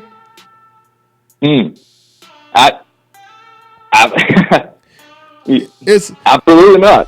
Obviously it's a rhetorical question. The point is, as long as you saying, because once again, when ESPN was saying that the Triple G was top 25, one of the greatest fighters of all time in the last 25 years, once again, nobody accused them of being obsessed. But all of a sudden, if you say something that's true about him and you can't refute it, now all of a sudden you obsessed with him, which is kind of like a code word, because it logically doesn't make any sense. But yeah, man, won't you guys call in? Batista, go ahead and call in, man. Don't be afraid. Just go ahead and call in and tell us about this obsession. Because the only time you even commented is when his name was brought up. All them other names we talked about, we done talked about what, 5, 10, 20 different fighters. Soon as Gigi's name came up, an hour and 30 minutes into the show, now all of a sudden somebody reply and say, hey man, you're obsessed. Okay, what happened to the obsession with Errol Spence, Keith Thurman, and all these other fighters we talked about? Boy, it's funny how these decoys work, man. And you consider, has Triple G, has he lost his opportunity to break Bernard Hopkins' record, right? Mm-hmm. Because that wasn't exactly a title defense against Canelo Alvarez. Yeah. It was a draw. Yeah, absolutely. Yep. And on top of all of that, we don't know that fight was built up for so long, E King. And you look at all these great fights we had this year, and neither fighter really made any adjustments in that fight. You had Golovkin, who's supposed to be a very aggressive fighter who didn't really go to the body. And now, once again, it makes me wonder, how the rematch is going to play out. Because it seemed to me like if Golovkin would have been more aggressive and he would have been a little bit more confident, he could have probably made something happen. But then again, that goes both ways. Canelo, because the fight, like I said, it could have went either way. It could have went either way. They left it in the hands of the judges, and the fight could have went either. It could have went either way. Well, let me look at the comment section again. Hold on for a second. The number. Okay, so they trying to implore these guys to call in. Yeah, man, I'll go ahead and throw you guys in the front of the line. Batista, you could go ahead and call in. I'll throw you right in the front of the line real quick. Yeah, man. And then I'll get right. But you know what? While you thinking about it, I'm going to take another call. All right, we got 470. What's going on? What's your name? Where you calling from, man? Hey, this Quentin from Stone Mountain, man. I'm out here in LA right now. How you doing, Dante? LA repping. What's good, fam? What's on your mind, man? Nothing much, man. First off, I don't really doubt Thurman for avoiding Spence for a while. I mean, you don't blame him. I remember Mayweather tried to get in the fight on one of his undercards. Yeah. Maybe 4 fights back, and he was like, "Nah, why should he fight him?" He was avoiding him then. So I knew then he didn't want that smoke. Second, the WBO ranking, man. What does Bob Arum have on the WBO ranking where you can never get a PBC fighter or other welterweight ranked? Like, I don't black Terrence Crawford is a great fighter, but it just seems like he just jumped directly into that mandatory spot when you seem like, all right, well, hey, where are some of the PBC fighters ranked high to get a title shot. It seems like Bob Arum has kept that in the Bob Arum family for what I want to say about a good 5, 6, 7 years ago. From Jesse Vargas to Timothy Bradley, from Timothy Bradley back to Pacquiao to it's never anybody else other than Bob Arum. And honestly, we can say the same thing about Joseph Parker, man. He doesn't really want to fight any of the other champions either, man. You know, it just seems like he's just waiting. You said Joseph Parker? Did you say Joseph Parker? Yeah. Well, Joseph. Yeah. Well, I will say Joseph Parker. They trying to work a deal with him and Joshua right now, but I believe at one point Anthony Joshua people they wanted to take at least about 80% or more of the split. And I think didn't Joseph E. King, did you follow this story that Joseph Parker just recently say he'll go ahead and take 30%? That's crazy. Like he said he was willing to take 40% and then he dropped to 35. Okay, that's what it was. And they held a big press conference in Australia. Yeah. Saying they would drop to 35%, and Eddie Hearn's just going, "You guys are crazy. These guys are bonkers." Yeah, and to kind of respond to what you were saying earlier about the rankings. I mean, me personally, I do believe that if you're a champion at a smaller weight class, you do deserve to get a little bit of special treatment when it comes to moving up to a higher weight class. I mean, we seen Charlo, Jamal. He moved up, and he did have to fight Heelan. But Crawford. What's that? About to get a title shot. What'd you say? Terrence Crawford. Yeah, he's about to get a title shot against Jeff Horn in the WBO. Yeah, Jeff Horn, right? And that's what he was talking about. And that's what he was talking about. He was saying basically. How does Bob Arum pull this off to where fighters they get these title shots so soon? And that's what like I said, what I was saying is once again, I truly believe when you're a champion at one weight class, you should be thrown in the front of the bus, to where it's easier for you to get a title shot. That's my take on the situation. Now, and if you just pop up out of nowhere and you're not a champion and you become the mandatory, now to me that's highly suspicious right there. But yeah, right. And I understand that. I mean, like I said, Terrence Crawford, I do believe hey, that's going to be great for him to be have a title at 147 because I mean that only makes the division better. But just like I said, it just seems like none of the PBC guys for the WBO ever gets ranked high. Where that's basically stayed within Bob Arum stayed in Bob Arum his whole time. Like it just seems like I said, if you with Bob Arum, you get a WBO, you get ranked high in the WBO versus where a Keith Thurman or a Sean Porter or a Lamont Peterson or any of those guys. WBO wise, as far as 147, they don't get that high ranking where they could have ever got a shot for Manny Pacquiao or Jesse Vargas or Timothy Bradley. He just kept it in the family the whole time, and I was just wondering how is he able to pull this off? Yeah, and you know what I mean, on some real talk, there's no doubt about it. Bob, if you go back and you look at his track record, I'm not going to get deep into it right now, but let's just say, he done made some things happen, and I'm just going to leave it at that for now. But no, I feel you. I feel you, when it comes to Bob Arum, he does have some power, so that's pretty much what that is, man. But hey, man, thanks for your call, man. I'm going to get to another one. All right, bro? All right, brother. All right, man. So, yeah, somebody in the comment section was just saying, boy, this is a long show. It's funny because I only planned on getting on here for about 15, 20 minutes. And now here we are almost 2 hours in. Boy, that boxing talk get good, don't it? I tell you, man. But here, let me look at the comment section one more again. And I'm still waiting for Batista.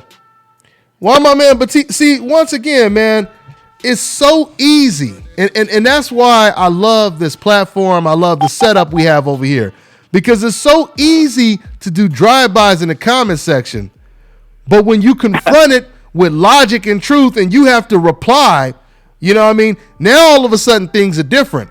Now you kind of forced to acknowledge that you're dealing with truth. You know, that's why they don't call in. That's why decafs don't call in. That's why they only, you know, do little quick drive-by, walk-bys in the comment section, you know, because it's therapeutic for them. You know, they can congregate with their other decaf homies, and, you know, it makes them feel better therapeutically, right? So that's what it is, man. Yeah, so the cats in the comment section, you know, they telling them to call in, but yeah, man, they don't want to call in. They don't want to call in. So they don't want no smoke out there. Yeah. Okay, one of these cats, he said you gonna call in. Let me see. Okay, let me see. Let me go ahead and see if you called in. Okay, I'm gonna go ahead and take this call right here. Go for it. Okay, we got 323. What's going on, man? What's your name? Where you calling from, man? What's up, Deontay? This is Reggie from LA. I'm the one from the comment section. Yeah. What's going on, Reggie? So okay, let's get into it. So you said earlier I was dissing Keith Thurman. So what did I say? What did I say about Keith Thurman that you disagreed with and didn't make sense? Well, because the reference to the video and everything is being construed as far as him trying to duck Errol Spence as far as the being like a mandatory fighter who wants to see. But we have to recognize the fact that the guy is coming off of major surgery, long-term layoff. Errol Spence would be a dumb fight to take as your first challenge, a title challenge at that, knowing that Errol Spence is a huge danger to anybody within that weight. Okay, Reginald. So what about after the surgery? What about when he's 100%? When do you think it would be wise for Thurman to take that fight? You take 2 fights, but the thing is, you think he should take 2 fights? You think he should take 2 fights? Take 2 fights. Okay. And in that time, Errol Spence is as big of a star he is to boxing fans. The casual fans is the one you have to reach out to and bring along. You still have time to build his name. Wait, hold on. No, wait. But Reginald, you're using 2 different excuses because at first you said it was the surgery. So let's go back to the surgery real quick. Let's say Thurman, let's say he fights Devin Alexander because that's who he said he might fight, right? Which, and I already said earlier, I agree with you. It makes sense for him not to fight Spence on his first fight back. But let's say Keith Thurman said, I tried out the shoulder, I tried out the injuries, and I feel 100% now, right? He says, I feel 100%, and I no longer have to test it out now, and I know it's good. Why wouldn't he take the fight then? Why wouldn't he take the fight then? Yeah. After he tests out the injury, why wouldn't he take the fight after he tests out that shoulder? Well, then you have to make the comments after that. After he arrives to that occasion, we don't know if he will turn that down or not. But still, in that time, Errol Spence can take that time and run through the division. Because on top of your legacy, you got to think about the money behind it, and I think that's what Thurman is more catered towards in his career. He's still a top level fighter in that division. You can't discount that. Oh no, but we're not. That's not what we're talking about. Let's not change the narrative. We was never talking about how good Thurman is. We all know Thurman is a beast. He's a real good fighter. But what I'm saying is, you said that it would be stupid for him to take the fight right after an injury. And then when I said, what if he's 100%? What if he's 100% after the injury and he still doesn't take the fight? And then you said, what did you say? You said, it's about money too. Didn't you say that it's about money too? There's the money side of it. And that same thing in your conversation with Virgil, where he spoke about, we don't question that when the Triple G's are doing it. We don't question that when Canelo is doing it. We don't question none of that. You said in the same sense. No, we question it. We always question our black fighters. You do it. You question it. Yeah. That's why I fucked with your show. You keep it real, but I fucked with your show. You keep it real, but I have to comment on that one. Oh no doubt about it. But once again, when it comes to the decaf category, I'm far from the decaf. No, okay. Well, you clear and you. Well, I mean, I still don't know yet, man. I got to talk to you. I got to do a little longer evaluation to know if you a decaf or not. I don't know yet, but I will say this though, man. I will say this. Errol Spence has been calling out Keith Thurman for 2 whole years, and why? Let me just ask you this, Reginald. Let me ask you this. Why is it when Danny Garcia got the belt, Keith Thurman, he was ready to fight him right then and there as soon as he got the belt?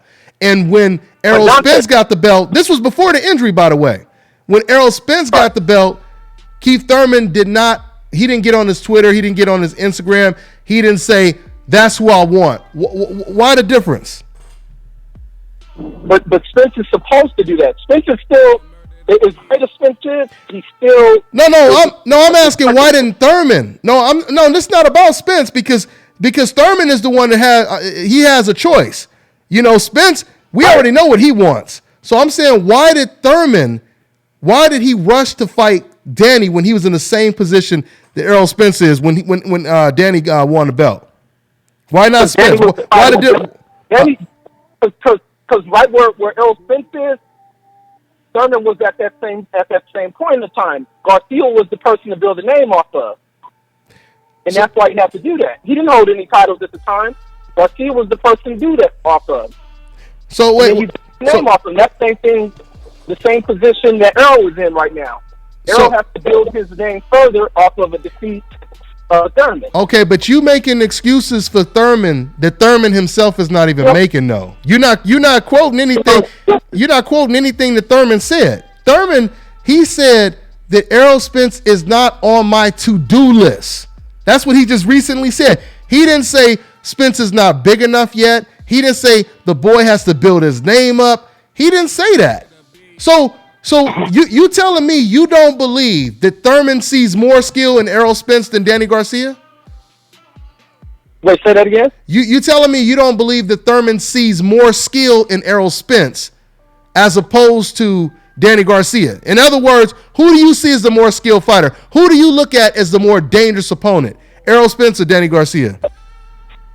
Spence by far. By far. And that's Spence is at the top of the division, but I don't think as a championship fighter that Thurman's going to cower away from that challenge. I didn't say that. I didn't say that. I mean, because I think the fight's going to happen eventually. The question is when, man. Hey, man, but the money. But as the fight goes along, yeah, I'm holding up a lot of time. But as the fight, as the time goes on, the same thing with the Floyd Pacquiao. No, that's nowhere near. Okay, bro. See, Regional, this is when you got to be careful because now you are starting to sound like a decaf. I'm gonna tell you why. Because when it comes to the Pacquiao situation, let me just explain though. When it comes to the Pacquiao situation, Floyd Mayweather, which would be you could say he was playing the role of Thurman. Let's just say, for example, in Floyd Mayweather's situation, Floyd negotiated with Manny Pacquiao 7-8 years ago in 2008. They were negotiating a deal. It was Pacquiao that turned the fight down. So if you were to make that comparison, Thurman would have to be negotiating with Errol Spence, and Errol Spence would have to turn down the fight and say, you know what, I'm not going to take this test, or, et cetera, et cetera. So you can't, I mean, does that make sense that you can't, it's nowhere near the same type of comparison? No, because you're dealing with two different level stars. That was also a fight that the fans pushed for. No, but did you? Not the two fans, but casual fans pushed for that fight. But did you just hear what I just said, though? You just listen. The difference is Floyd Mayweather agreed to fight Pacquiao at the beginning. He was already in negotiations. Thurman has never negotiated with Errol Spence. And Errol Spence has never turned down a fight that Thurman was negotiating and trying to make. That is a difference from the Pacquiao-Mayweather situation, right? Right, but I don't think the fight is being avoided. If we pay attention... No, we just compare. We comparing the two situations. It's not the same situation if Floyd was willing to fight Pacquiao at the very beginning, right? We know this fight is going to happen, and it has to be delayed by... How many times have been on the stage together to do commentary? About 2 or 3 times. But you're not answering my question, bro. All I'm asking you is the situation different? Mayweather, he agreed and was negotiating with Pacquiao. All I'm talking about is the difference, because you brought up Mayweather Pacquiao. So I'm telling you so I'm just saying there is a difference, right? It's not the same situation, right? No, it's not the same situation. One guy's coming off the injury, but we know the fight is going to happen. No, wait. But isn't it different because Floyd Mayweather agreed to fight Pacquiao when they first started talking about the fight, as opposed to, isn't that a difference from Thurman? Because right now, Thurman is not talking about fighting him, right? He's not talking about fighting him right now. And not only that, but they have no negotiations for even a fight in 2018 right now, right? So it's a little. See what the guy looks like. Okay, we gotta see. What if in the fight and that elbow ends up rupturing or some shit? He's done. Okay, but we talk. But that's not. But obvious, clearly, if that's the case, you could say if they negotiated a fight right now and Thurman or even Errol Spence gets into an accident and his leg is broke for 8 months, we already know the fight is not going to happen then. But it's no reason to make hypotheticals. What we trying to figure out is Thurman. Is he going to agree to fight him? And right now he says that Errol Spence is not on his to-do list. So, hey man, but Reginald, real talk, man. I appreciate you calling in, and I do like people calling in and having a different perspective. So call in anytime, all right, man. All right, yeah, for sure. I'm always watching you too, man. Keep doing what you do. All right, my man. All right. So yeah, E King. That was pretty interesting. But E King, once again, you see the difference, the contrast, how people they try to compare apples and rocks. It ain't even apples and oranges. That's like apples and rocks trying to compare Floyd Mayweather Pacquiao situation to Thurman versus yeah. Do you notice a lot of people, they always try to compare if Leo Santa Cruz doesn't fight Rigo, the first person they bring up is Mayweather. If Canelo doesn't fight Golovkin, first person they bring up is Mayweather, but it's nowhere near the same because Floyd did the opposite of what Canelo did against Golovkin, what Leo did against Rigo, what Josh was doing with Wilder. Floyd was the one that agreed to all of Manny Pacquiao's terms in 2008. You know what I mean? So all the big fights, he's never really had any issue with making. It was just about, it's about a lot of timing, but and a lot of it was people avoiding him. A lot of the big fighters avoided him for a long time. Even Shane Mosley, it took him how long to make that fight? Shane Mosley ducked Floyd Mayweather early in his career. Yeah, a lot of people don't like to talk about that. Yeah. He turned down the fight. Yep. Absolutely. Yeah. When he was undefeated, right? Wasn't that when he was? Was that before the De La Hoya fight, or it was? I think it was before the Mosley De La Hoya fight, or it was around that time. It was somewhere around that time. But that fight could have happened a lot earlier, and for whatever reason, it didn't happen. It wasn't Floyd. Floyd was calling out Shane. Mm-hmm. Absolutely, absolutely, man. So yeah, man. Once again, this show was only supposed to be about. This live show is only supposed to be about 15, 20 minutes, and we like 2 hours in right now.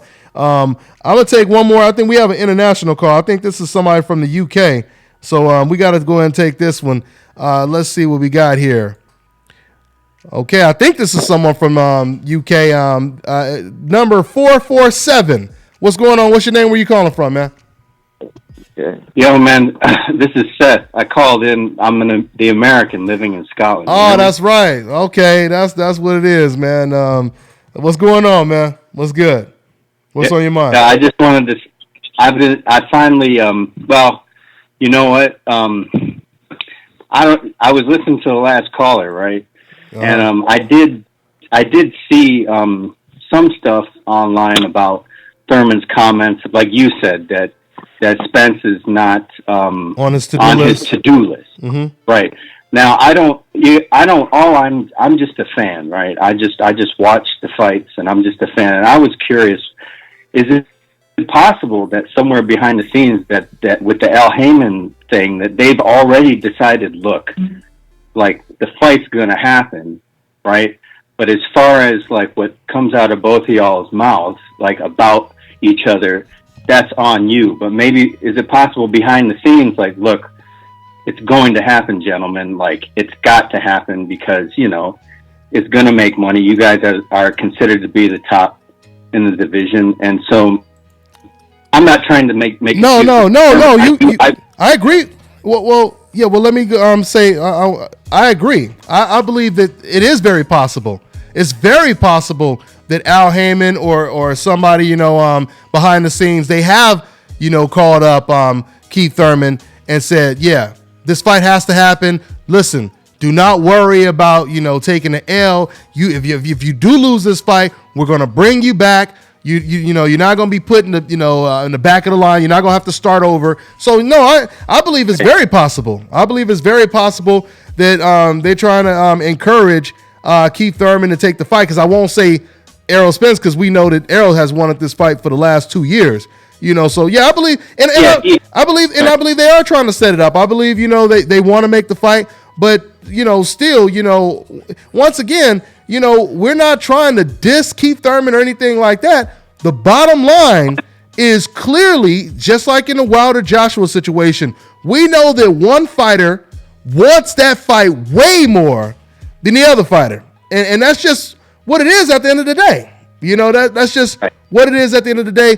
But yeah, it's very possible that they are trying to make this fight happen. And it may even, they may be really closest, because honestly, even with the Broner-Sean Porter situation, I don't think Broner wanted to move up to a higher weight class and fight Sean Porter. I believe PBC, and this is a misconception when it comes to Al Heyman. They used to try to say Al Heyman, they just put together, weak fights and all that kind of stuff and mismatches and all. That's the contrary to a T, because if you look at a lot of the undercard fights, like B-Hop, like Little B-Hop, Chris Colbert versus Titus Williams, even the fighters were questioning, damn, why are we fighting at such an early, stage in our career?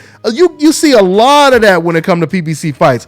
A lot of undefeated fighters go up against each other at early stages. So going back to, tying this all in, Broner, not saying Broner was afraid or anything, but I don't think Broner was crazy to jump up a high. That's why I was at a catch weight, so Broner, he didn't want to jump in there at welterweight and fight, one of the most aggressive fighters. But I truly believe that Al Heyman said, look, man, don't worry about it.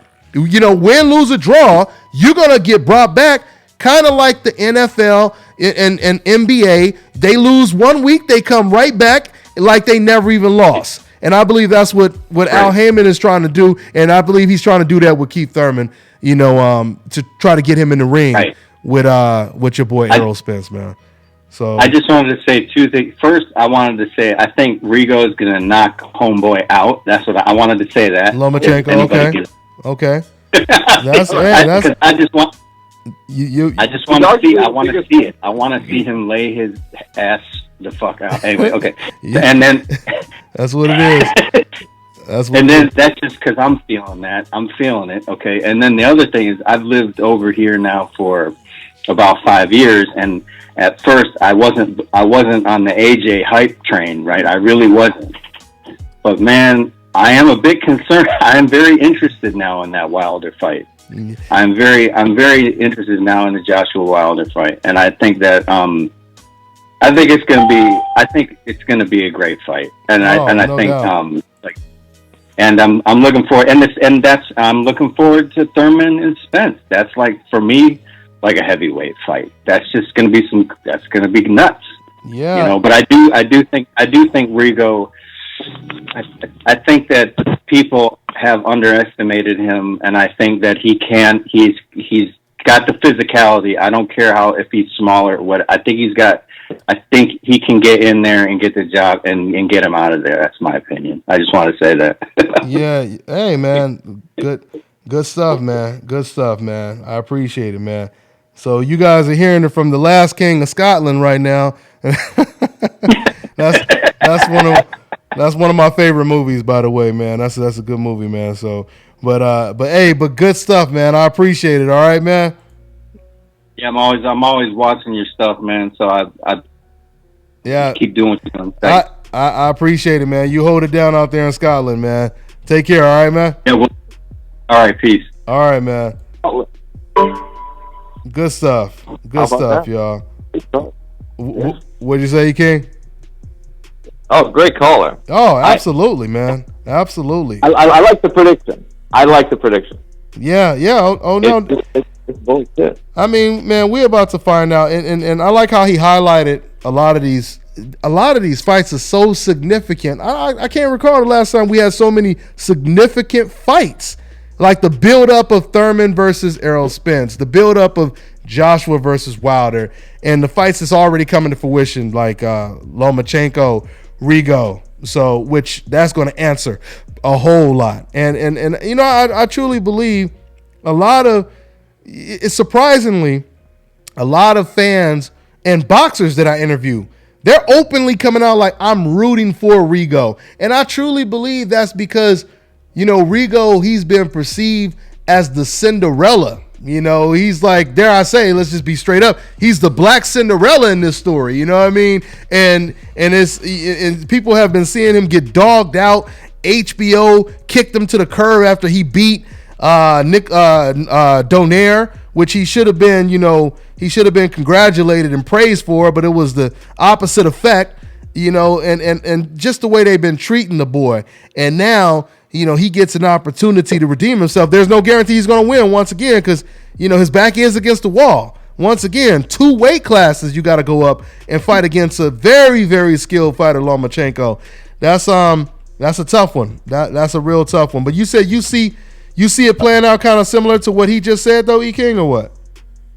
I think Guillermo Rigondeaux as a puncher is also underrated. Just in general, if you look at how he comes out in the first round of, he goes out right like he's trying to score a knockdown or he wants to make a statement. Mm-hmm. And it's always the first round. He tries to hurt his opponent early, and then just gain control of the fight and the pace. Mm-hmm. And he's so methodical but explosive. Yeah, Guillermo. Absolutely. Yeah, you know, I just want to see Lomachenko's reaction to that first punch that landed. And that's a great way to put it, E. King. Is how is he going to react to getting hit with that left hand? Because, you know, Rigo's left hand is similar to Deontay Wilder's right hand if you really think about it. You know, I mean, he's breaking jaws. He's knocking cats out with straights to the body, straights to the face. You know, people always drop. Yeah, once again, that's right. My man in the comment section said E. King in the building. Yeah, you guys are listening to E. King Fight News. Go ahead and subscribe to his channel if you haven't already did it. You know, we over here getting it in. We already talked about Floyd Mayweather, his new video game, I guess you call it a game app, a phone app that he's going to be participating in, which is a poker game. But, you know, that's cool for Floyd Mayweather, but we want to see him in that fight night. Something else that Floyd Mayweather has started out here in Las Vegas, a lot of people don't know. I was at the grocery store. Excuse me. I was at the grocery store earlier today, and I'm walking, and I see this chick in the back of her sweater said TMT football. And I'm looking at the TMT logo, and I'm looking at football, and I'm like, maybe somebody just, you know, is using, you know, the TMT logo, you know, whatever. But I talked to this girl, and she was like, oh, yeah, you know, this is Floyd Mayweather's football team. We got a whole bunch of rings. We don't want a whole bunch of, you know, national tournaments or something like that, she was telling me. But yeah, man, for those of you guys who don't know, it turns out Floyd Mayweather has a big football team out here in Las Vegas, and they do drives where they, you know, they provide food, and they do all these type of food drives and stuff like all the time. So I'm gonna do a story on that. But yeah, it's pretty cool. So he's doing basically what Snoop Dogg is doing, you know, and it makes sense for Floyd Mayweather to have a little local football team out here, you know. So you got kids that can get into a football program, they could get into, you know, a boxing program out here at the Mayweather gym. So that's a good look, you know, for Floyd Mayweather. And you know, Snoop Dogg, he done already you know, discovered a whole lot of stars, you know, because he's been doing it for a long time, and now Floyd has been, you know, is doing it. So that's cool. That's a good look. But yeah, man. So That's pretty much what it is, man. I'm gonna take one more call, man. I'm gonna go ahead and wrap it up, man. We'll take one more call. Let's go ahead and open up phone lines back up. We got 904. What's going on? What's your name? Where you calling from, man? Hey, what's going on, man? This is Andrew Tucker, man. I'm here on YouTube. You know what I'm saying? But check this out, man. Like, people got to understand, man, when you coming off of, and I really like you, Dante Boxing Nation. I follow you, man. I am a fan. And I'm just being real that's with never you, a good thing. That's never a good thing when it start off like that. Go ahead. I'm messing with you. Man, hey, but like I said, like, listen, man, I'm being real right here. The man coming off an injury. Ain't nothing wrong with taking a tune-up bout to get ready because he knows. But you know that's never been a discussion, though. But you know that's never been our discussion, though. Right? I mean, you creating your own discussion. We never talked about if he should fight him after the injury, though. Go ahead. But check this out. But we know that Errol Spence is a very dangerous opponent. We know this. Mm-hmm. People know this, and we know we want to see Errol Spence and Keith Thurman. That's the talk of the welterweight division. That's the fight that we really want to see. But this man can't go. He can't get in there if he ain't ready. Because if he get in there and he ain't ready, he gonna get destroyed. But who? He got to come in that fight. He got to come in that fight 100%. He got to come in that fight 100% ready. You know what I'm saying? Who are you disagreeing with, though? You're not disagreeing with me because I never said he should fight him after the injury, though. So that was never what we said. No, what I'm saying is that I feel that taking a tune-up bout, Keith Thurman taking a tune-up bout is what he needs to prepare. Of course. To get him ready. Of course. Sure Well, let me. Okay. You know what I'm saying? I agree. To fill out to make sure that he's prepared and 100% ready for Errol Spence because this is a fight that you can't take lightly. I agree. I agree with you. But I already said that earlier. I said that earlier a while ago. I said, it makes sense that he has a comeback fight and it's a tune-up fight so he could test out the shoulder and everything. But my question is, if Keith Thurman he fights in his next fight and he says I test out the shoulder, it's 100%. I'm feeling good. Do you think he should fight Errol Spence then? I think you need to go ahead and fight Errol Spence. That's what we want. We want to see him fight Errol Spence. I don't want to hear all this talking about, oh, no, I plan to do this in 2019, 2020. No. We want to see that fight 2018. And make it happen. And that's all we talking about. That's all we talking about. And once again, it's like, when you say certain things, you have the fans raising their eyebrows like, oh, well, I thought the fight was about to happen. Because you got to understand, a lot of us were under the impression that the fight was already being talked about. But then when Keith Thurman himself, when he comes out and he says things like, he's not on my to-do list. When you say things like that, that's what makes people think, whoa, wait a minute. He didn't say anything about the injury. He didn't say, I got to test this shoulder out. He didn't say, you know what, boy, when this shoulder is 100%, I can't wait to make this Errol Spence. He didn't say any of that. So that's why I'm saying when you say certain things, just like Anthony Joshua, when he says something like, look, I'm not going to be forced into taking a fight that I don't know if I'm ready for. I don't know when it's going to happen, this and that. That's when you start to say, oh, okay, well, this is a little different. Because he's not saying the same thing that the promoter is saying, which Eddie Hearn had just said a week before that. He's going to knock him out in 3 rounds. And then he come back and say something that's the contrary. That's when you start to say, what's going on here? So, yeah, but I agree with you, though. I don't disagree with you. I said it before and I'll say it again.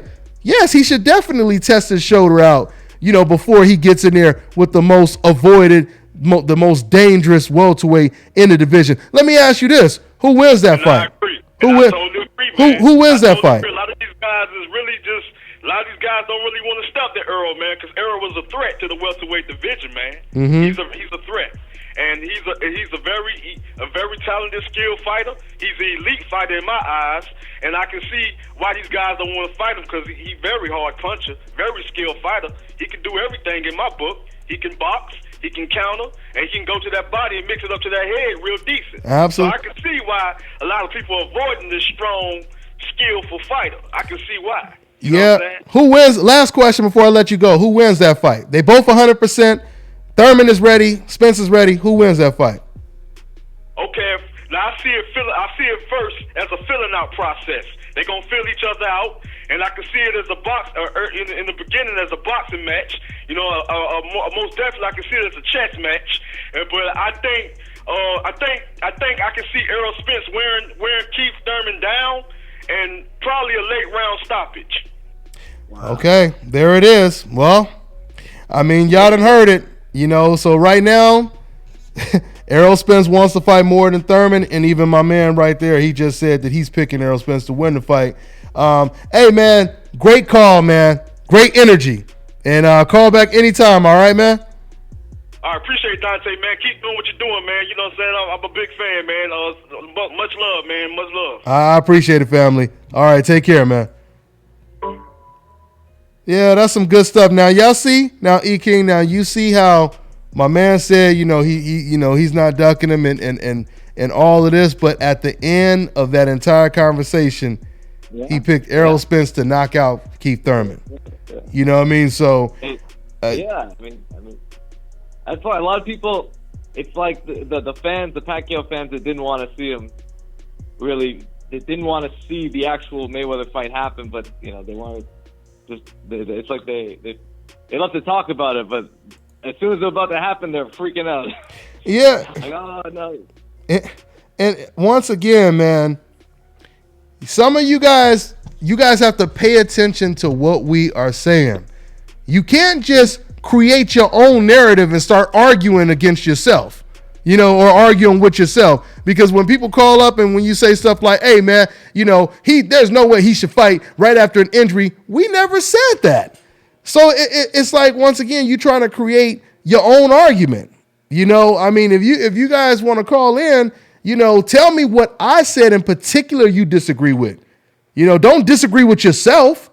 You know, so yeah, that's just something to note. But yeah, anyway, anything else? What other trending topics is out right now, E. King, that we didn't touch on? I don't know if you talked about this, but Sergey Kovalev. Oh yeah, this week, yeah. This week, yeah. Sorry, right, yeah. No, I'm glad you mentioned it. I talked about it earlier with Virgil Hunter. Virgil Hunter, he kind of broke that one down. But you know, it'll be really interesting, man, to see. And you know, these are some of the greatest things about, you know, but watching boxing is, you know, we get to see how fighters react when they step up in competition for the first time, and it's a 50-50 fight, you know, because you see them building up their career. Then we also get to see how they react after a big loss. Like, are they going to still be the same? Are they going to still have the same confidence, you know, as they had before they lost? Are they going to be a complete different fighter? You know, are they going to be shell shocked? So it'll be really interesting to see. But you know, hopefully Shabransky comes out looking a lot more confident. And you know, has Shabransky had is this his first fight back since his loss to Barrera? I think it is. It is, huh? So both fighters are coming off of their last loss, but one against Barrera, one against Andre Ward. So I'm picking Kovalev to win this fight. But once again, I can't wait to see if he'll be the same fighter, if he'll be gun shy. Who was it that told me he'll never be the same? Somebody recently told me, a trainer or someone just recently said.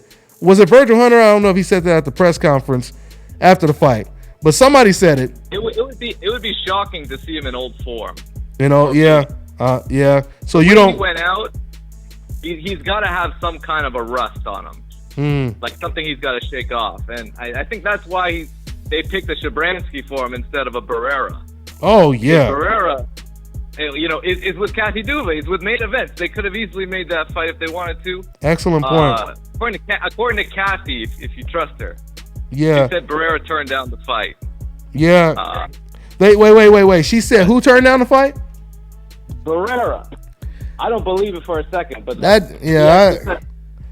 need to try to get a hold of Barrera and ask him about that, because Barrera, he's been trying to fight Better Biev. He's been trying to fight, you know, and then all of a sudden they give him an opportunity to fight against Sergey Kovalev. that doesn't make sense to me that he would turn it down. Anything is possible, but I would like to interview. He don't speak English. We have to get a translator, but I would have to interview him and get his thoughts on that situation. But yeah, man, interesting what you said, E-King. You don't think he'll be back in old form. You believe he'll probably be a little rusty. Maybe it'll take him a couple rounds. The question is, where's his confidence? What level of confidence he has now, and that's the biggest question right there, man. So, but hey, man, we're gonna go ahead and wrap it up. So, guys, that fight will be on HBO, 7 o'clock Pacific Standard Time, 10 o'clock Eastern. That should be a really good fight. Just seeing how Kovalev looks coming back. And Shabransky, who knows? Maybe Shabransky even, comes in there, because once again, Kovalev is not comfortable with the roughhousing and inside fighting. So let's see if Shabransky can, rough him up and make it a dog fight and make Kovalev uncomfortable like Andre Ward did. We'll see. We'll see. So that would be the perfect game plan. That'll be what? What do you say? The perfect game plan, right? It'll be perfect game plan. Absolutely. Absolutely, man. So, all right, E-King. Well, I'm going to go ahead and wrap it up, man. Once again, you guys, you're listening to E-King Fight News on the line with me. You guys will go ahead and subscribe to his channel. He has a YouTube channel, great YouTube channel as well. So, you already know what it is. I'm going to go ahead and wrap this up. We'll see you guys. We will be doing the show. What's going on, E-King? Yeah, man. Great to be on the show. I definitely appreciate you going live. And you shout out to AshKicking.com, man. AshKicking.com, man. And BoxRunnerShoes.com, too, man. They sponsor me as well. BoxRunnerShoes.com. If you guys are actually training, make sure you go to that website. These shoes are groundbreaking because you can actually get in the ring, you can train in the ring, spar with them, and you can get your road work. You could go ahead and run in them at the same time. So shout outs to AshKicking.com and Box Runner Shoes. That's what it is. We will definitely see you guys this Sunday. We didn't do the show this Sunday this past Sunday because I was flying back from Mexico. But we definitely doing the show this Sunday, 6 o'clock Pacific Standard Time. All right, that's 9 o'clock Eastern for y'all cats out there on the East Coast. But I'm gonna go ahead and wrap it up. Go ahead and copy some of these Fresh Fly Decaf Buster shirts. You know what it is. Who you gonna call? You gonna call them Decaf Busters right over here at Dante's Boxing Nation. Y'all already know what it is. So we're gonna go ahead and wrap it up. We'll see you guys on the next one. I may be doing another live feed before we do the show this Sunday. That's what it is. Thanks to everybody in the comment section. Just took a glimpse at the comment section right now. That's what it is. It's the nation, baby. Yep.